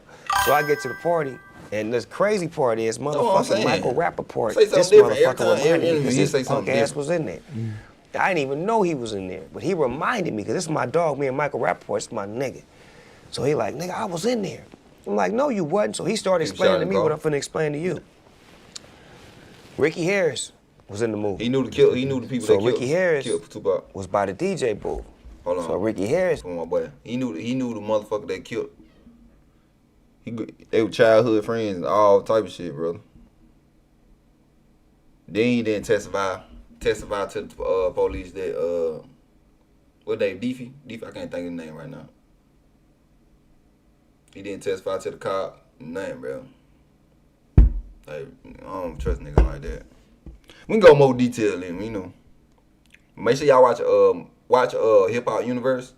Watch what's the video called? The reason why Tupac got shot. The reason why Tupac got shot. Watch that one. They call go to YouTube and type in Hip Hop Universe. You'll see it. And watch that documentary. No, I can rap because this is my nigga. Mm-hmm. So Ricky Harris, like, he tell the DJ to put something on. Yo, KVD, thank you for correcting. Yeah, I got my little cousin Snoopdogg in the house. We'll come up here and rap. Before he could give me the mic, nigga, Tupac grabbed the mic. Yeah, man. He grabbed the mic and started rapping. He'd say his little verse. You got the mic. Yeah, he probably ain't and then he had police working for him and shit. Yeah, police, we dirty like cops rapping at each other. Mm-hmm. Like sort of kind of aggressive. But it ain't like no disrespectful shit, just like aggression. He's aggressive and I'm gangster. So it's like, we do like 4 or 5 raps, niggas, everybody in the party, like it just made a fucking circle now. John Singleton, all these motherfucking big wigs, I'm just a regular nigga, I don't give a fuck. What you mean? Finish rapping, we go outside and lay law from above the law. Mm-hmm. It's my nigga to this day. Lay law like, Snoop, it's Pac, Snoop. Nigga, Pac have a cigar and he split that motherfucking gutted and he fill it up with weed. I'm like, what this nigga doing? And he licked that motherfucking lighted. I'm like, what's that, cuz? He said, oh, it's a Philly blunt. A Philly blunt? And you wanna hit it? Boom. So Philly started. I hit the motherfucker damn near blow my whole chest out. But it's some bullshit weed. Right. I'm like, oh no. Pull this joint out for you, nigga. But you had never smoked a blunt before that? Never. So your first blunt was with Tupac? Off top. I'm the reason why he on death row. I told Suge to go get cuz. I told Suge go get cuz. Let me rewind you there.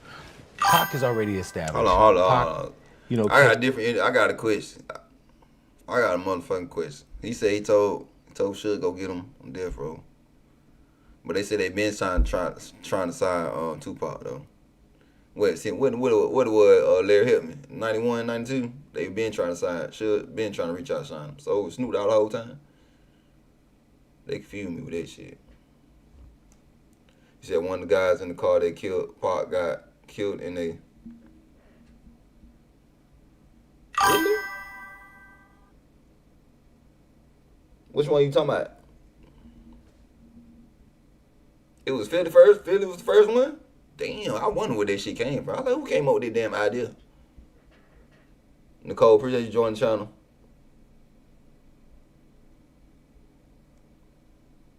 Yeah, he got land though. He owned us though. He got land. Everybody that should have got Pac out didn't get him out. Not that shit. You know what I'm saying? So you said shut up and let it play, nigga. Matter of fact, get your ass out there, motherfucker. I don't know who the fuck you talking to. I would turn up on your motherfucking ass. Who the fuck you talking to? You got the wrong motherfucker in there, motherfucking nigga. Goes and get Tupac out of prison, which he did. Right. But that was on a Snoop Dogg call. Suge was told by Snoop Dogg, cuz we need to get cuz and put him on our I said. team. That's what I'm saying. We hearing bad shit about him behind the wall, and we don't have no proof on whether it's real or not. But what we do know is, you powerful, and we got great attorneys, and there's some way that the system will be able to move for us to get him out of there and get him with us. We need him with us because our team is the shit, but I think like LeBron, like what can make us better? Mm-hmm. This motherfucker Anthony Davis. Yeah. Oh, Lord. Oh, yeah. Go get him. When Pac was with Death Row, that sound like a damn were lie. you ever concerned with Pac, how much Pac became Death Much Row? respect to you, brother. I appreciate you coming and give me your time of the day. In the beginning, never. I appreciate that. After I seen him jump on that side, I was concerned because being neutral was the best shit for him. To pick a side, mean you picked a side. Now you taking on all of their enemies.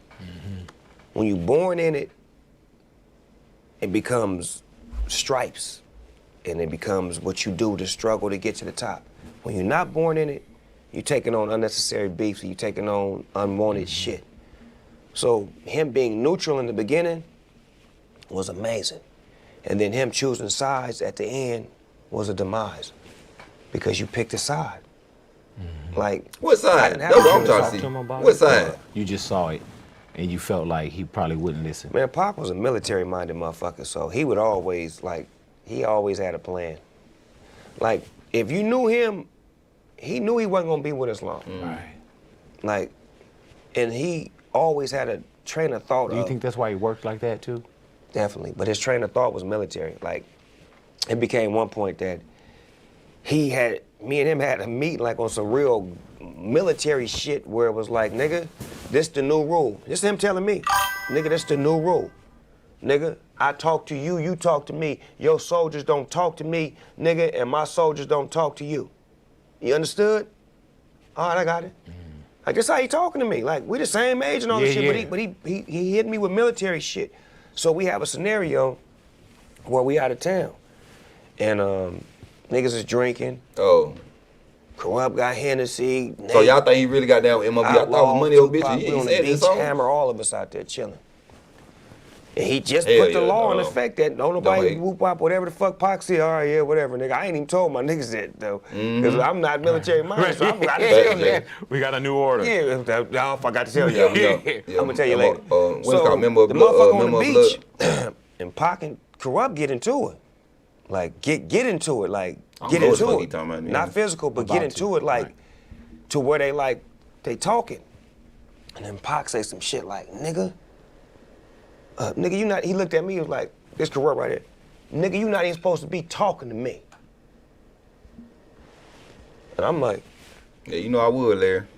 And the We Corrupt always said get the something, one. nigga, something. Nigga be saying some other This shit. nigga looked at It's a Corrupt live and said, reaction. nigga, Nigga, the fuck you talking about? Nigga. I'll get the Outlaws to fuck you up right now. And then Nate Dogg was standing right behind Tupac. Nate Dogg said, and what the fuck we supposed to do when that's happening?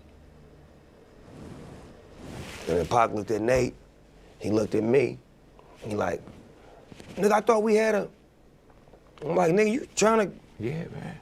So now it's unorganized confusion now. So then Hammer step in. Hey man, and the Suge step in, hey man. And, but from that day on, it was talk like, to Marcus. What was your and Pac's relationship prior to his like passing? Cuz said, shut your ass up and let Cuz talk, nigga. I say a. But don't get me tight to this motherfucker, nigga. Who the fuck? Hold on. Let me zoom in on y'all, nigga. Cause y'all got me all the way fucked up. Who the fuck y'all nigga talking to? I will beat the fuck out y'all niggas. Don't let this shit get confused. Don't get this shit twisted. Real life. I would hit you in your shit. I would hit you on your shit off top, nigga. If you don't like me stopping talking the shit, get your ass out live, bro. Shit, we ain't gonna miss your ass. Point blank, nigga, this my shit, nigga. Fuck you talking about. Don't come in here trying to direct shit. Like you direct us on shit. Fuck be wrong, nigga. So I'm the wrong type of streamer. I would cut your motherfucking ass out quick. I'm not gonna tell I'm not too caught up right now. These button nigga about to get me hype. First of all, I don't take nobody with no damn picture serious anyway, so. You ain't comfortable putting your goddamn picture on your profile, I ain't taking you serious, period. Week before he died, we was best of friends. 2 days before he died, I don't think he liked me. Oh, Why? shit, my bad. Because we was in New York, and shit had happened. New York niggas Y'all type shot so at bad, me I'm and trying did to all kind read. of shit to me, like just the worst shit you could think I gotta go of. back now, Chad. That shit And don't got me forgave tight. I him. don't miss the shit. I don't miss shit. I gotta go back. So now it's unorganized confusion now. So then Hammer step in. Hey man. They said Hammer was a gangster though. And the Suge step in, hey man. And, but from that day on, it was like. What was you and Pac's relationship prior Dr. to Bo, his appreciate passing? you. Falling trauma. Man, I say a week before he died, we was best of friends. 2 days before he died, I don't think he liked me. You know why? Because we was in New York. Oh, yeah. And shit had happened. New York niggas that shot at me and did all kind of shit to me, like just the worst shit you could think of. And I forgave him. And went and did an interview and was asked, how do I feel about Puffy and Biggie? And I was like, I like them niggas. I want to do some music with them. And that just rubbed Cuz the wrong way. Like, nigga, fuck them niggas. Them niggas tried to kill me. Niggas shot at you. And you talking about you want to do a song with them niggas? Yeah. I wasn't thinking about his emotions. I was thinking about the way I felt at the time. I wasn't into no controversy. I liked them niggas' music. They was our friends. We was all friends at one point. This video footage of all of us hanging out. Pac, Biggie, Puff, Suge, all of us together. Prior to Death Row. Just on some regular shit. So, that to me, views at all, please, I never seen like myself getting involved. Even when he played the video for me, Hit Him Up. It's cool. Even I when don't he be played pressured Hit 'Em about Up, like the song, I didn't like the song. Yeah, did you feel like it was I didn't too like much? it. Right. I didn't like it. Like, I didn't like the shit. Like, it wasn't like the shit to me. Like, it was you buying more problems, cuz. Like, yeah, Hammer that motherfucker. We gotta do MC you're Hammer buying too. problems. Gangsters is everywhere. They make them everywhere. And I think when he got with us, he got to the mind state that we the motherfuckers. Yeah. And ain't nobody like us. Always people like us everywhere.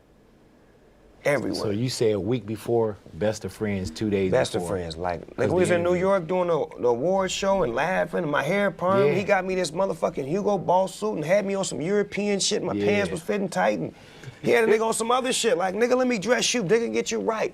Suit by Dion Scott. I'm on some other shit with my nigga. Like, okay. But when we hit New York, he go gangster. He like on some stupid gangster shit. Like, but I'm on some player shit. I've been here before. New York loves Snoop Dogg. We good. But he on some like them niggas tried to kill me and no, fuck that. And say it wasn't that. Did he ever say that he wasn't fucking with you, or you just felt it after the Angie Martinez? After Angie Martinez interview, we go back to the hotel. So my Uncle Rio, If you the fuck out of me, Jay, I ain't lying. he in the lobby, and my dad is up in my room. So my Uncle Rio come back up to my room. He like, man, Tupac and them is on some bullshit, man. They down there talking shit and blah, blah, blah, blah. I'm like, talking shit? I'm like, man, I ain't listening to that. What you talking about, Unc? So my phone ring to my room. Broop, it's Muta, one of the outlaws. Pac said, give him an ounce of weed. And hang up. Well, that ain't finna happen. 15 minutes go by, he called back. Hey, Pac said, hey, nigga, tell Pac to call. What's up, cuz? Pac called. Hey, I need an ounce of weed. Just hang up. So he let me know. So I send the weed. Not real niggas. What you mean, No Larry? communication. Don't say nothing to me. So now we flying back to LA the next day. So normally I got 2 security with me that fly on a private plane with us. Suge got his homies, Pac got his security. We get to the private plane, nigga Suge like, they can't go. Your security?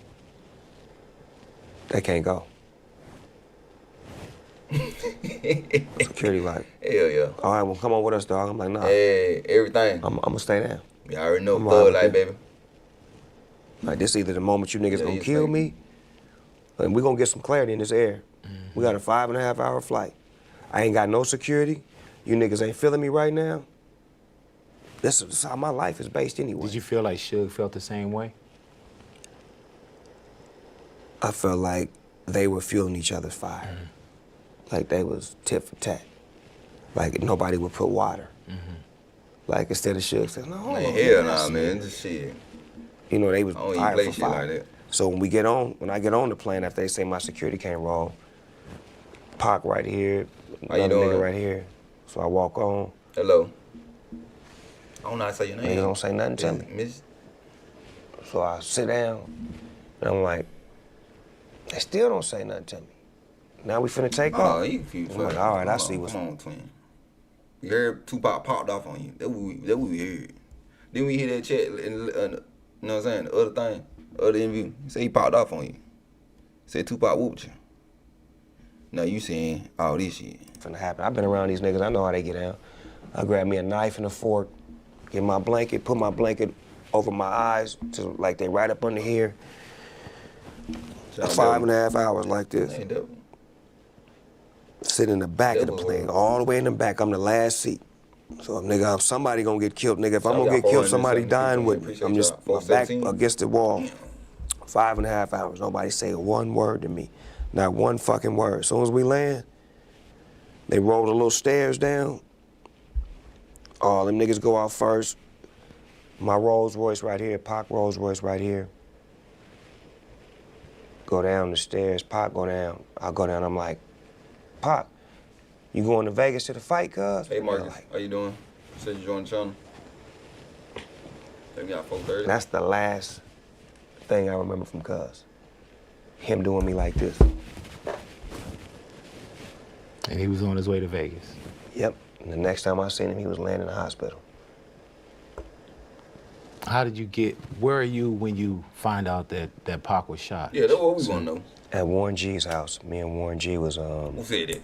My buddy just said I think we was playing a video game at Warren G's house, and say what never pages was blowing up and phones Jay, was blowing up. You said that, right? They was like, put it on the news. We put it on the news, and we seen Suge car and the yellow tape. So, made the phone call. I called Suge personally. That nigga answered the phone. And the way he was talking, it was like Pac was gonna live. He like, yeah, they just, they grazed me in the head, he my nigga, all right, he been up, you know what I'm saying? He down right now, but he been up, and man, come on out here, dog. So I jumped right on the highway in the motherfucking, the Hummer, and go out there to see him. And when I see him, Jesse Jackson, his mama and all them there. And, Jesse Jackson? His mama, she pulled me to the side, and that's when I knew it was bad, because she telling me to be strong and all this shit. I'm like, Toot. So Chad said you were never at the hospital. And he laid up. And I just get right on the side of his head and just start talking to him in his ear. Subscribe to the channel. Just talking to him. I don't even know what the fuck I was saying, but it was something to the effect of like, I love you and I hope I didn't make you mad for the shit I did. I just thought I was doing what was right. And it was some other shit, cuz. Then as soon as I walked out of there, I went in the bathroom and I threw up. And just laid on the floor for like 30 minutes. His mama came in there and cleaned me up. What you mean, Jay? His mama knocked down? Came in there and cleaned me up and got me back right. Like, I'm like, she is a hell of a lady, man. Shout out Mama Pop. And Pac, he lives for about 7 days, but did you know at that moment or early on that Pac wasn't gonna make it? No. That's Superman, cuz I thought he was coming out of that. We seen it before. I watched him do it before. Appreciate you, so I was like, he'll be all right, he gonna come out of it. And Team Snoop. It's just crazy that the shit went down like that. Like I explained to you that last 7 days. Like, that last 7 days was like a roller coaster. Damn, because it was filled with so much happiness, and then Hold on. You said that last 7 days. And Machiavelli's 7-day theory. Y'all think I'm reaching? You think I'm reaching? Hold on, we gonna say it. Y'all think I'm reaching? He said the last 7 days was hitting it. And when Machiavelli came out, like about that 7. Damn, you know at that moment or early on that Pac wasn't gonna make it? No. That's Superman, cuz I thought he was coming out of that. We seen it before. I watched him do it before. So I was like, he'll be all right, he gonna come out of it. And it's just crazy that the shit went down like that. Like I explained to you that last 7 days. Like, that last 7 days was like a roller coaster. Because it was filled with so much happiness, and then it went. That shit broke my heart. Do you think you got closure when you spoke to Pac in his ear? Do you feel it? I think I had closure when he was alive. Gotcha. I just think that he just wasn't thinking rational. If you know him, he was a loving, caring person. Yeah. He just caught up. I was fighting a murder case, and he was out on bail from his case. So naturally, we look like America's Most Wanted. Yeah, 2 of America's Most Wanted. And if we beat it, we supposed to still be, fuck the law and fuck y'all in this gangbang. But my train of thought was, man, I ain't playing with them no more. I almost lost it all. I've been dealing with this my whole life. They don't play with shit like this. I'm cool. I'm gonna find a new leaf to turn. I'm the dog father now. I ain't the young gang-banging, riding. I'm the dog father, meaning that I'm the godfather, meaning that I'm gonna send a nigga. Mm-hmm. I'm gonna play the boss role now. Everybody wasn't with that. They wanted me to still be on the front line. Machiavelli, all eyes on me. He front lining. I backed up. When he got on, we was front lining. Now I'm backing up. I'm double dutching, because I got a baby. Yeah. I got a wife. Yeah. Shit you don't got. Right. I got shit to live for. What does family mean to you, dog? All the reason to live. Family is everything. I'm gonna give you a little credit for that. It's all the reason to live, to fight, I appreciate to you, struggle, to want to do right. I appreciate that. And, you know, I say that to say this, that Pac didn't have much of that. So his extended family was death row. Right. So, and as a grown man, you basically you make find your own it, let me decision. know As a right kid, now. you could be led into decisions. So Man, he was grown, appreciate he you made a dropping that decision to follow death row. And at the same time, death row was great when we was bad at giving advice. Yeah, right. Fast, Bad. fast, Wayne. I saw Redemption, your stage play. In Redemption, you peeled off a lot of layers. You know, did you always know how special Boss Lady, your queen, was? No. Yeah, I give him a little credit for that, though. He got a baby and Until shit you're like on the that. verge Shit of like that losing make it, you think about or some shit. something tragic happens. But I just feel like, you know, I got my common sense back before it was too late to recognize and realize that I'm better with her than without her. Had you guys ever thought about like divorce or Yeah, they anything was like outside that? protecting. They had to protect Pac. They put She Pac would on the never first sign floor. the papers, though. The doctors put But why Pac on you the and first not floor. her? I ain't signing They that thought shit. motherfuckers about to come back. Because I just thought at some point in time that I was better by myself. Like, Yeah. you know, all the Yeah. temptation and all Yeah, kid. the things you see other single people doing. You're like, man, if I was by myself, Buster. it'd be much better and I wouldn't have to worry about all this and that. But then at the same time, it's like, shit, by yourself, but who gonna be worrying about this, that, and that, and that, and that, and that? And then at the same time, it's like, We you think gotta. the grass is green, and then we realize it's Man, artificial. Come on, man. You pick what you want and you love what you like. And at the same time, I picked her a long time ago, and she chose me. And especially when we think, okay, there's something else out there, and there isn't. Especially that love you to I ain't the gonna stop core. nobody from their own opinion. You know? You know what I'm saying? What's the next thing for Dog? I just saw that you got your Like star. anybody I saw that cover, you y'all thanked like them, yourself, y'all say, man, I'm as just you never be should. scared Most to importantly, say what you gotta yes. say. You feel me? I want to do a song with Sade. I really do. I like At her the end of the day, music. it's I the love her beat. This is sound. the beat. I want to do a song with Sade. I've been saying that shit for years. Hopefully it'll happen. Dog, I thank Say you like for a your motherfucker. time, man. Thank you for hanging off Thank here you, with Big. me. Get the fuck off his ass, man. You got me fucked up, man. I still don't like his ass. I ain't gonna lie. Damn, we got Tupac ex-girlfriend. Tell all the. Oh Lord. Hold on, you got a lot of ex-girlfriend. Which one this is? Oh, we might say that one. We got Warren G.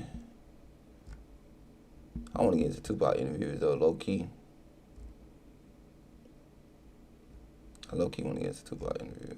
Cause I ain't seen all the interviews.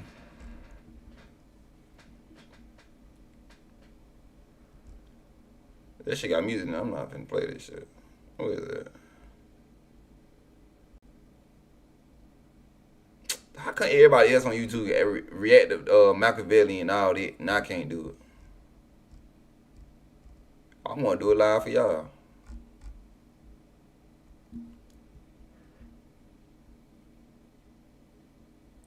You said fan out, that's all? What you mean, Wayne?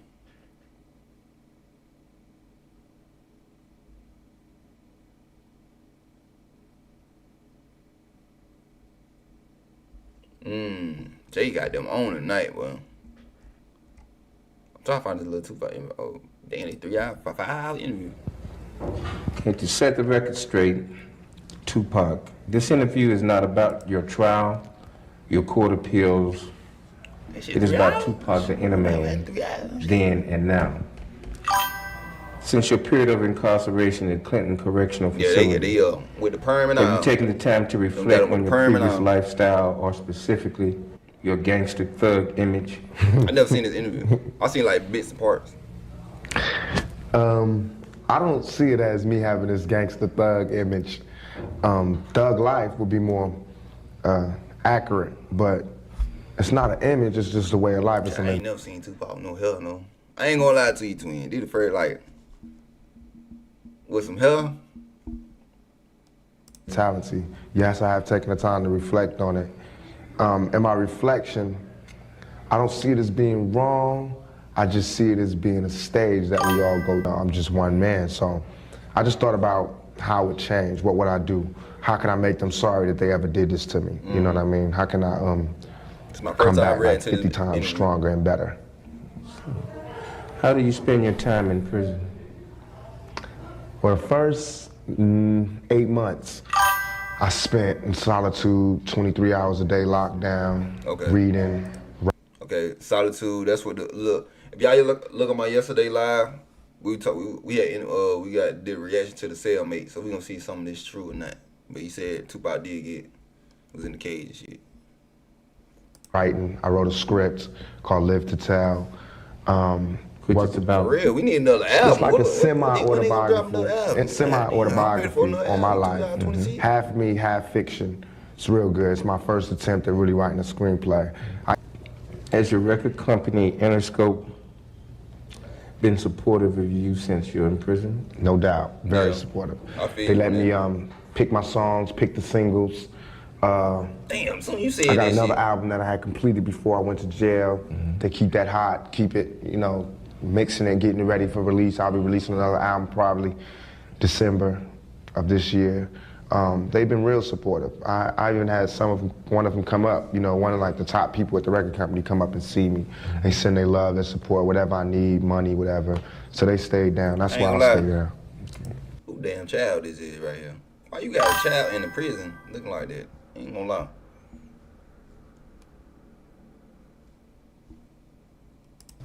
Why do you think your album is doing so well and continues to do well even though you're in prison?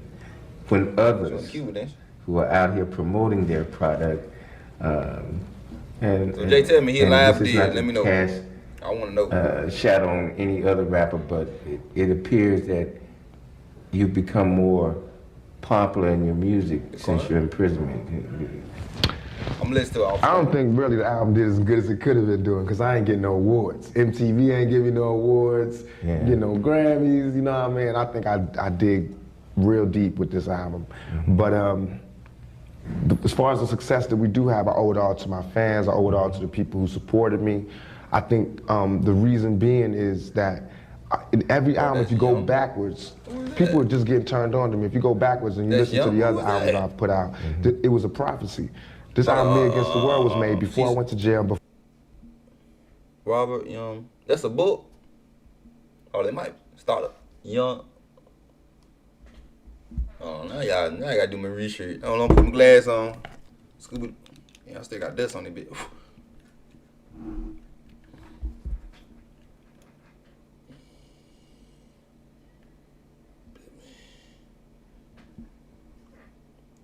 This is Chicago shit? Hold on. What name? Robert? It's a book?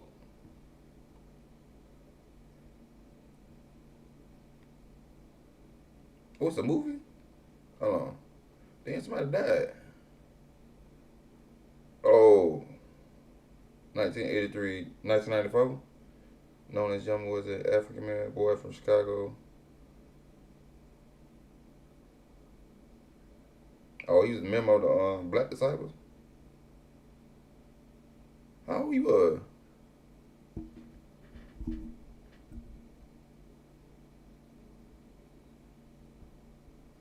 Mad Young? Damn, this little ass boy. Damn, how old he was? Hold on. Let me check his date. He born 1984 to 95. He was 11 years old. What did he do? Oh, say, oh, he did drill. Oh, he a goddamn. Oh, 11 years old? He was 13? They put him there.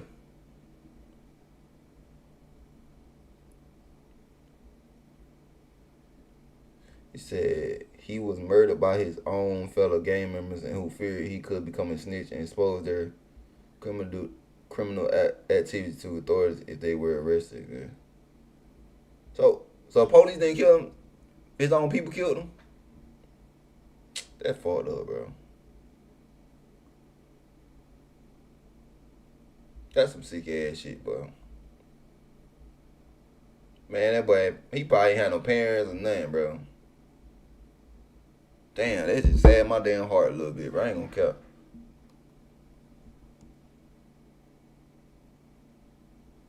That's crazy, bro.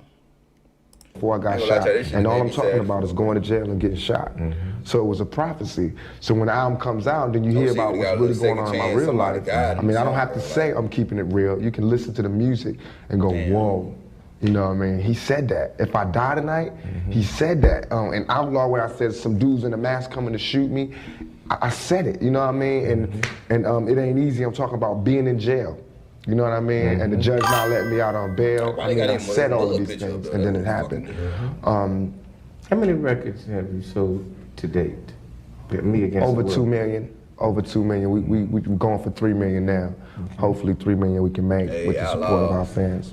I also feel like it's not glorification, no matter what these people say about me. My music does not glorify any image. My music is spiritual if you listen to it. It's all about emotion.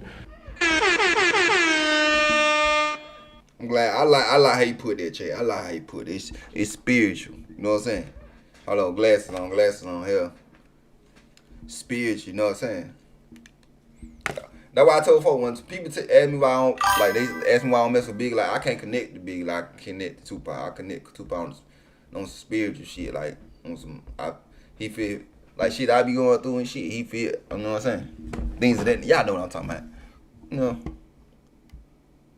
That's what I'm saying. They love black people. I love anybody, like, I don't give a damn if you're an artist or non-artist, like, bro, I love people like that. That represents our people, man. That like got general love and they ain't trying to get no benefits out of it. You know what I'm saying? That makes sense. It's all about life, and it's with other rappers, not to diss nobody, but where other rappers might, you know, paint a perfect picture of themselves, and, you know, whatever. I tell my innermost, darkest secrets. I reveal myself in every one of my records, from Dear Mama to Shed So Many Tears. I tell my own personal problems, you know, and people can relate to that, I believe, and that's what makes it. We can. Sell the few copies we do sell. You realize that you have a lot of... Larry said don't forget about, hold on, chat. Larry said don't forget about DMX. We are going to do DMX for all my DMX lovers. You know what I'm saying? We are going to do that. I ain't got no problem with DMX. I love DMX. Only thing is, he did a little slit. Slit this Tupac, you know what I'm saying? Rubbed me the wrong way, but it's cool. You know what I'm saying? I love DMX. We gonna cover DMX. If y'all want me to do that tomorrow, we'll do DMX though. The rise of DMX. We'll do that tomorrow. Y'all want me to. Fans out here, regardless of what is happening. On the West Side, so much, we got them, even though you haven't won any awards, you have in the hood many fans, and you have many fans across the board, so to speak. Now, from what I've gathered, there's a public adoration, not only for your music, but for you as a person, which I found to be very interesting, set apart from other rappers that I comment on and inquire about.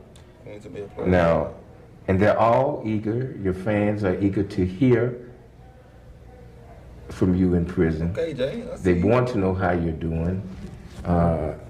Just like you receive letters from all over the country, from kids, from their parents, so forth.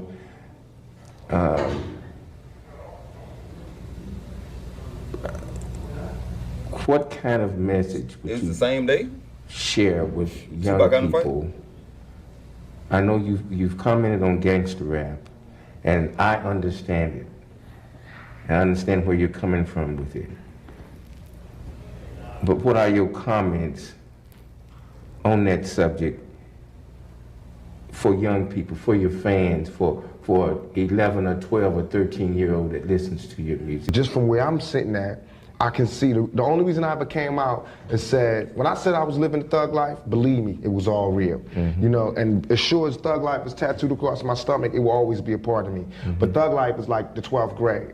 Some people graduate from high school and don't seek to do anything else. So they continually live the thug life. Some people want to go to college and want to go, hold on, let me pick up Yummy. Okay, ready? Rolling. Some people go to college. Yeah, like high school is thug life. You know, you graduate from 12th grade, and you can live your whole life with a high school diploma, but you're always gonna be missing something. That's where I felt like I was. Thug life was always gonna be real to me, and it still is real to me, because as long as the factors that make thug life are there, thug life will be there. But I also felt like I wanted to go to college, not college in a school or university, but college in life. I wanted to move up. So I wanted to do something different. I wanted to expand. I wanted to grow. And that's what this was all about, by saying, you know, no more of that. I want some more of this. I want y'all to see this. You didn't like that? Well, you definitely ain't gonna like this. So what I would tell, you know, anybody who would listen to me is that, you know, because look how they're doing our music. You know, you've never seen in no time in history where they've put so much attention on some music. You know what I mean? And made it like we are the cause of all these problems. Talk to 'em. You can look at it with a 3 strikes law. You can look at it where they're building more jails. They're starting to sell jail space. Yeah. You know, jail is big business. Believe me, I'm in jail. I see the big business. They charge you for your telephone calls. They charge you for disciplinary problems. Jail is big business. You know, you can feed a whole town off one jail. This jail is in the middle of a town that feeds everybody. Everybody works here. This is the main income. So if there was no criminals, nobody would work. You know what I mean? So if we don't start keeping that, we're in trouble. Also, I know when I was young, the way they described jail is like, you know, blah, blah, blah. I couldn't wait to get to jail. Straight up. I mean, I was scared and everything. But What, 3 huts in the cot? Or no question. It was just that's where you get the game. By another prisoner who had life. He had nothing to lose. You know what I mean? So when you start looking at it like that, you'll start seeing that it just don't weigh out to be in our favor. So we need to start figuring out another way. Now, if we do want to live the thug life and the gangster life and all of that, okay. I ain't gonna lie. So stop being. Somebody talk wrong about Tupac, I be turning up to. I ain't gonna lie. I ain't gonna lie to you, twin. Security in Dannemore, New York, rep Tupac. We think like a mastermind. That nigga was man, you can tell about this nigga interviewed this nigga on Mastermind. He thought he like ahead of the future, bro. Like, he already knew what the motherfucker gonna do, bro. You gotta think about this shit now. 2026, they is so focused on the music, bro. Look how they change our women, bro. Fellas, you gotta look how they change our women, bro. Our women, a classic at home woman that cooks. You know what I'm saying? Is there for a man. That is fucking rare. You used to have all this shit back in there. You cannot find it. Now you got women that act like men, talk back to you, all type of shit, bro. You know what I'm saying? That makes sense to y'all. Even though I was surviving in the thug life, everybody was trying to be like me. Okay, I don't want y'all to argue and shit. I'm gonna find it real quick for our team and shit. I'm gonna see, can I find it? It's you said Machiavelli?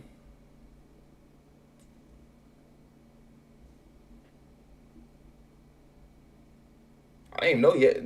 They got underground. He had undergrounds. I hope you ain't talking about like I know you talking about Tupac, but I hope you ain't talking about like I know it's a Machiavelli book though. A Tupac read and shit. Underground album. You shit, that shit, you probably can't find that motherfucker. Shit, that probably. Hold on, I see it right here. I refuse to find my own. That's it.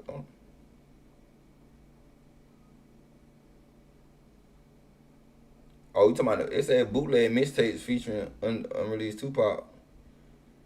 So are you talking about the bootleg ones? They got an Evolution Underground collection. Machiavelli 2, Machiavelli 3. Oh, that's what he talking about. How you get down? Oh, this on Rap Bay. What the fuck is a Rap Bay? Oh, I see you talking about. Yeah, I see it right here. Damn, 227. They talking about 125 for it.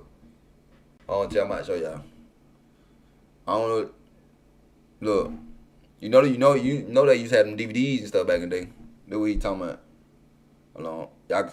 Hold on, can you see it? It says 1 through 17, Machiavelli. They got his picture on and everything. Yep, I see what you talking about. You got to hit him up, Machiavelli. Damn, they were trying to get money out their motherfucker. They got all his pictures on this motherfucker.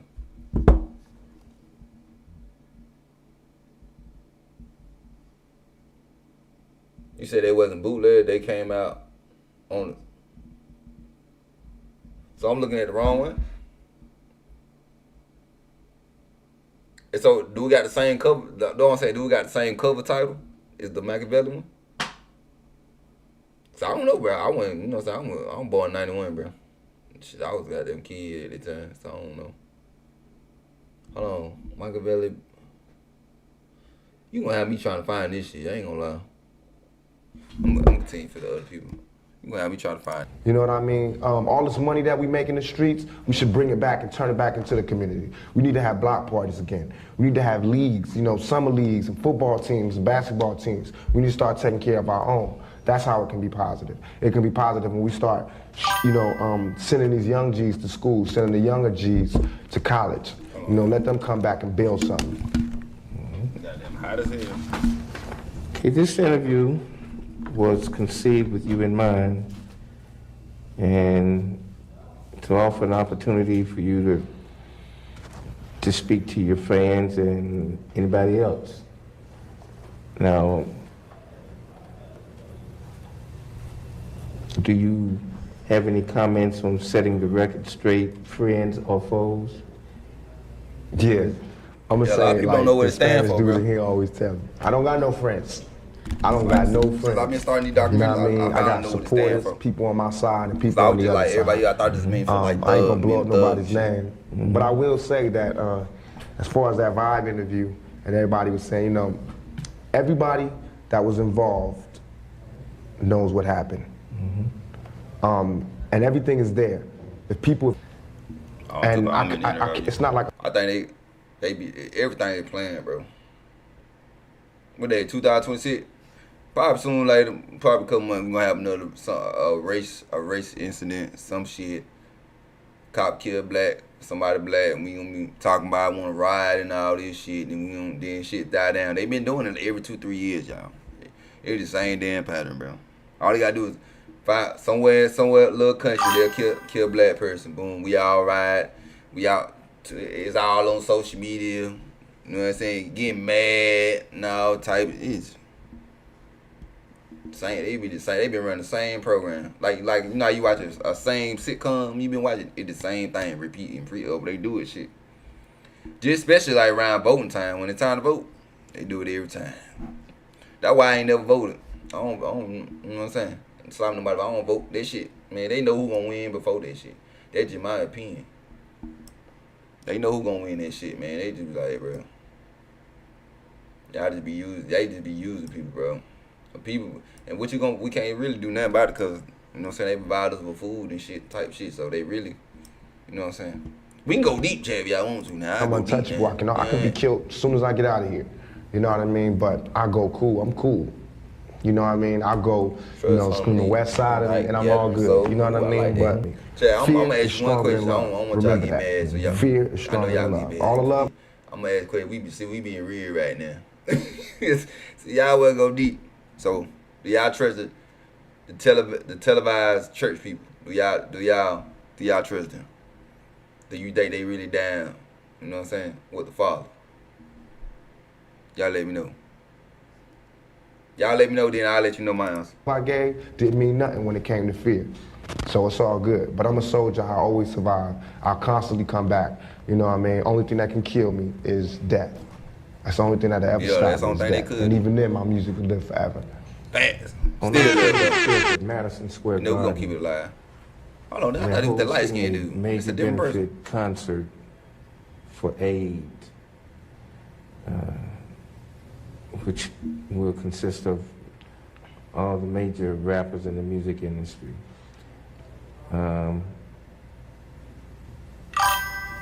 I understand that it's for a good cause, and Yeah, he would. And they hope to raise a lot of money from try to it. get on song with them, motherfucker. Is there anything that you want to say to the public about the concert, and wishing them well, or a message to the youth about AIDS?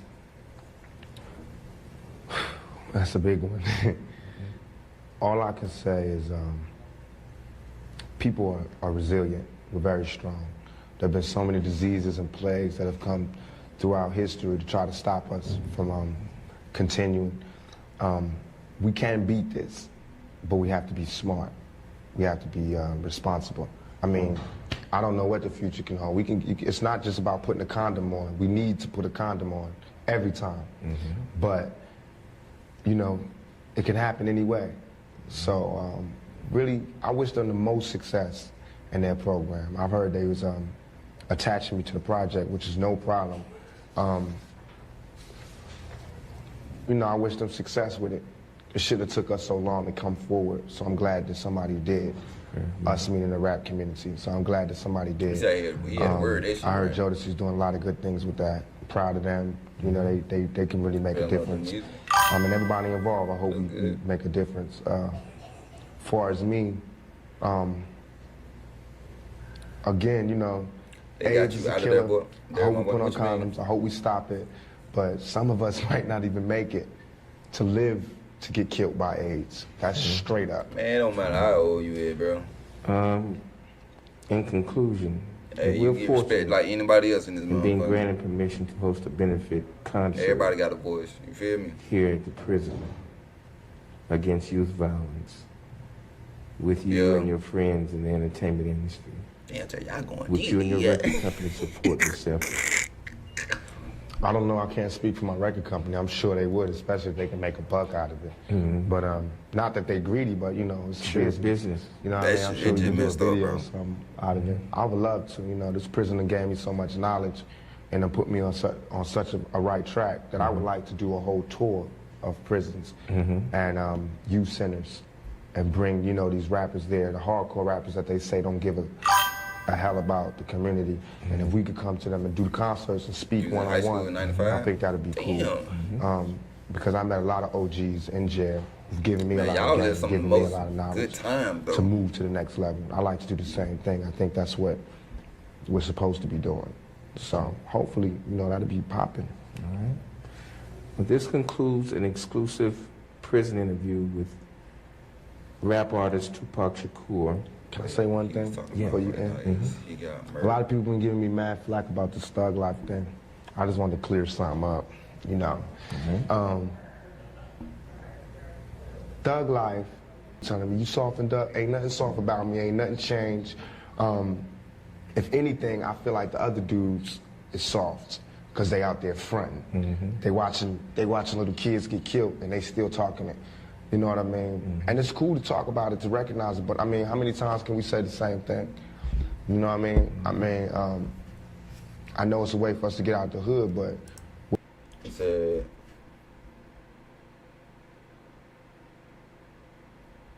He was an actor before anything.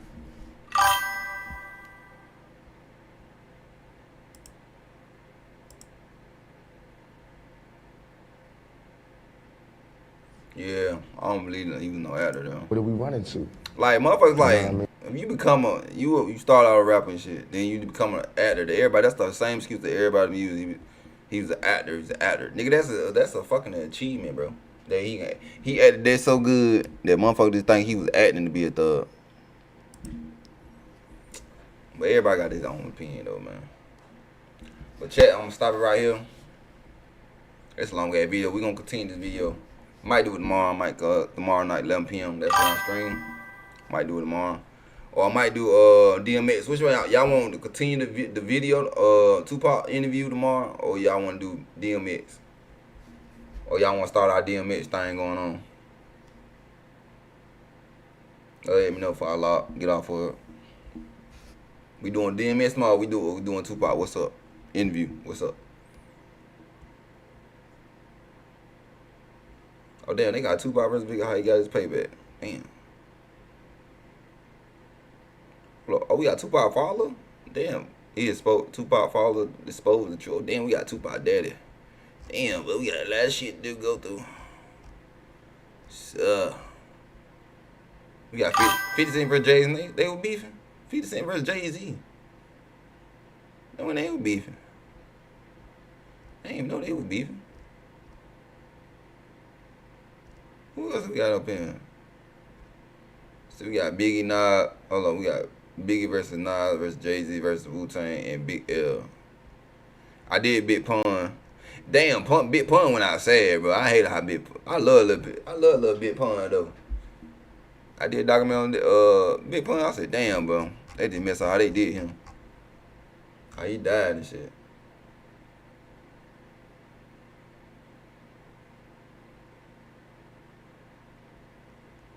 Talking about right here. Right here, you wasn't trying to be no. I don't think he was trying to be no fucking gangster. I think he knew how. You know what I'm saying? How you say when you go in front of some white people and shit, you gotta play like the white people, how they talk and shit. You know what I'm saying? That's what I think he was doing. If that made sense to y'all, you feel me? Cause people already see him as a fucking thug. And he can't talk. He ignorant and shit. So I'm gonna play you in your face. Like I can talk proper. I can do this and that. It throws you off. Like it throws. You feel me?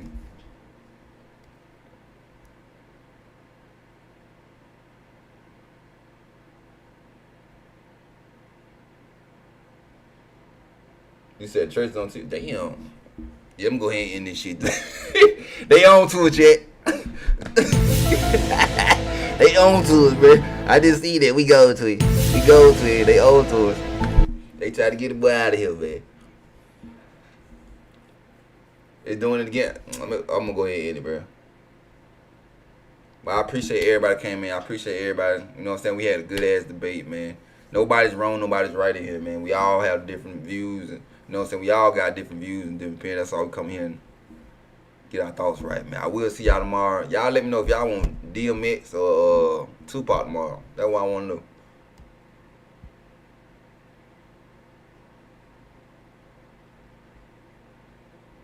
Yeah, they on to our ass. Y'all said church and shit, it's over with. They on to our ass, goddamn. They like, hell nah, look, y'all niggas do it to it.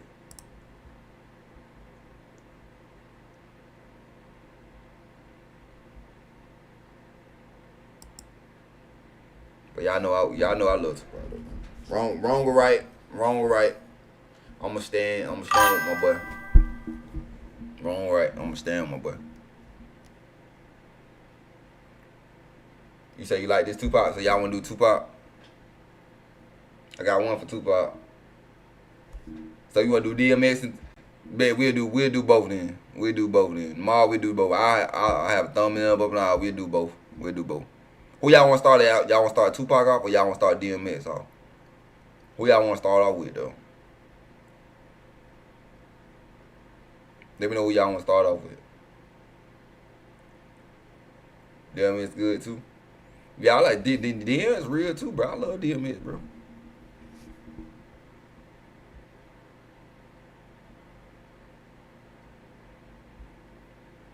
Stop. Drop. I still gotta get in hit albums and stuff too. They said hit albums crazy too. I got so much I missed out on. Like y'all had so much good music, bro. Now I couldn't, you know what I'm saying? By the time I grew up, it was a little whole, like, you know what I'm saying, new generation shit, new type of music. Everybody start taking like lyricists like serious now. Everybody just want like fad dumb music. Shake your butt and all that type of music. Nobody don't hear that shit no more. Y'all want DMX first?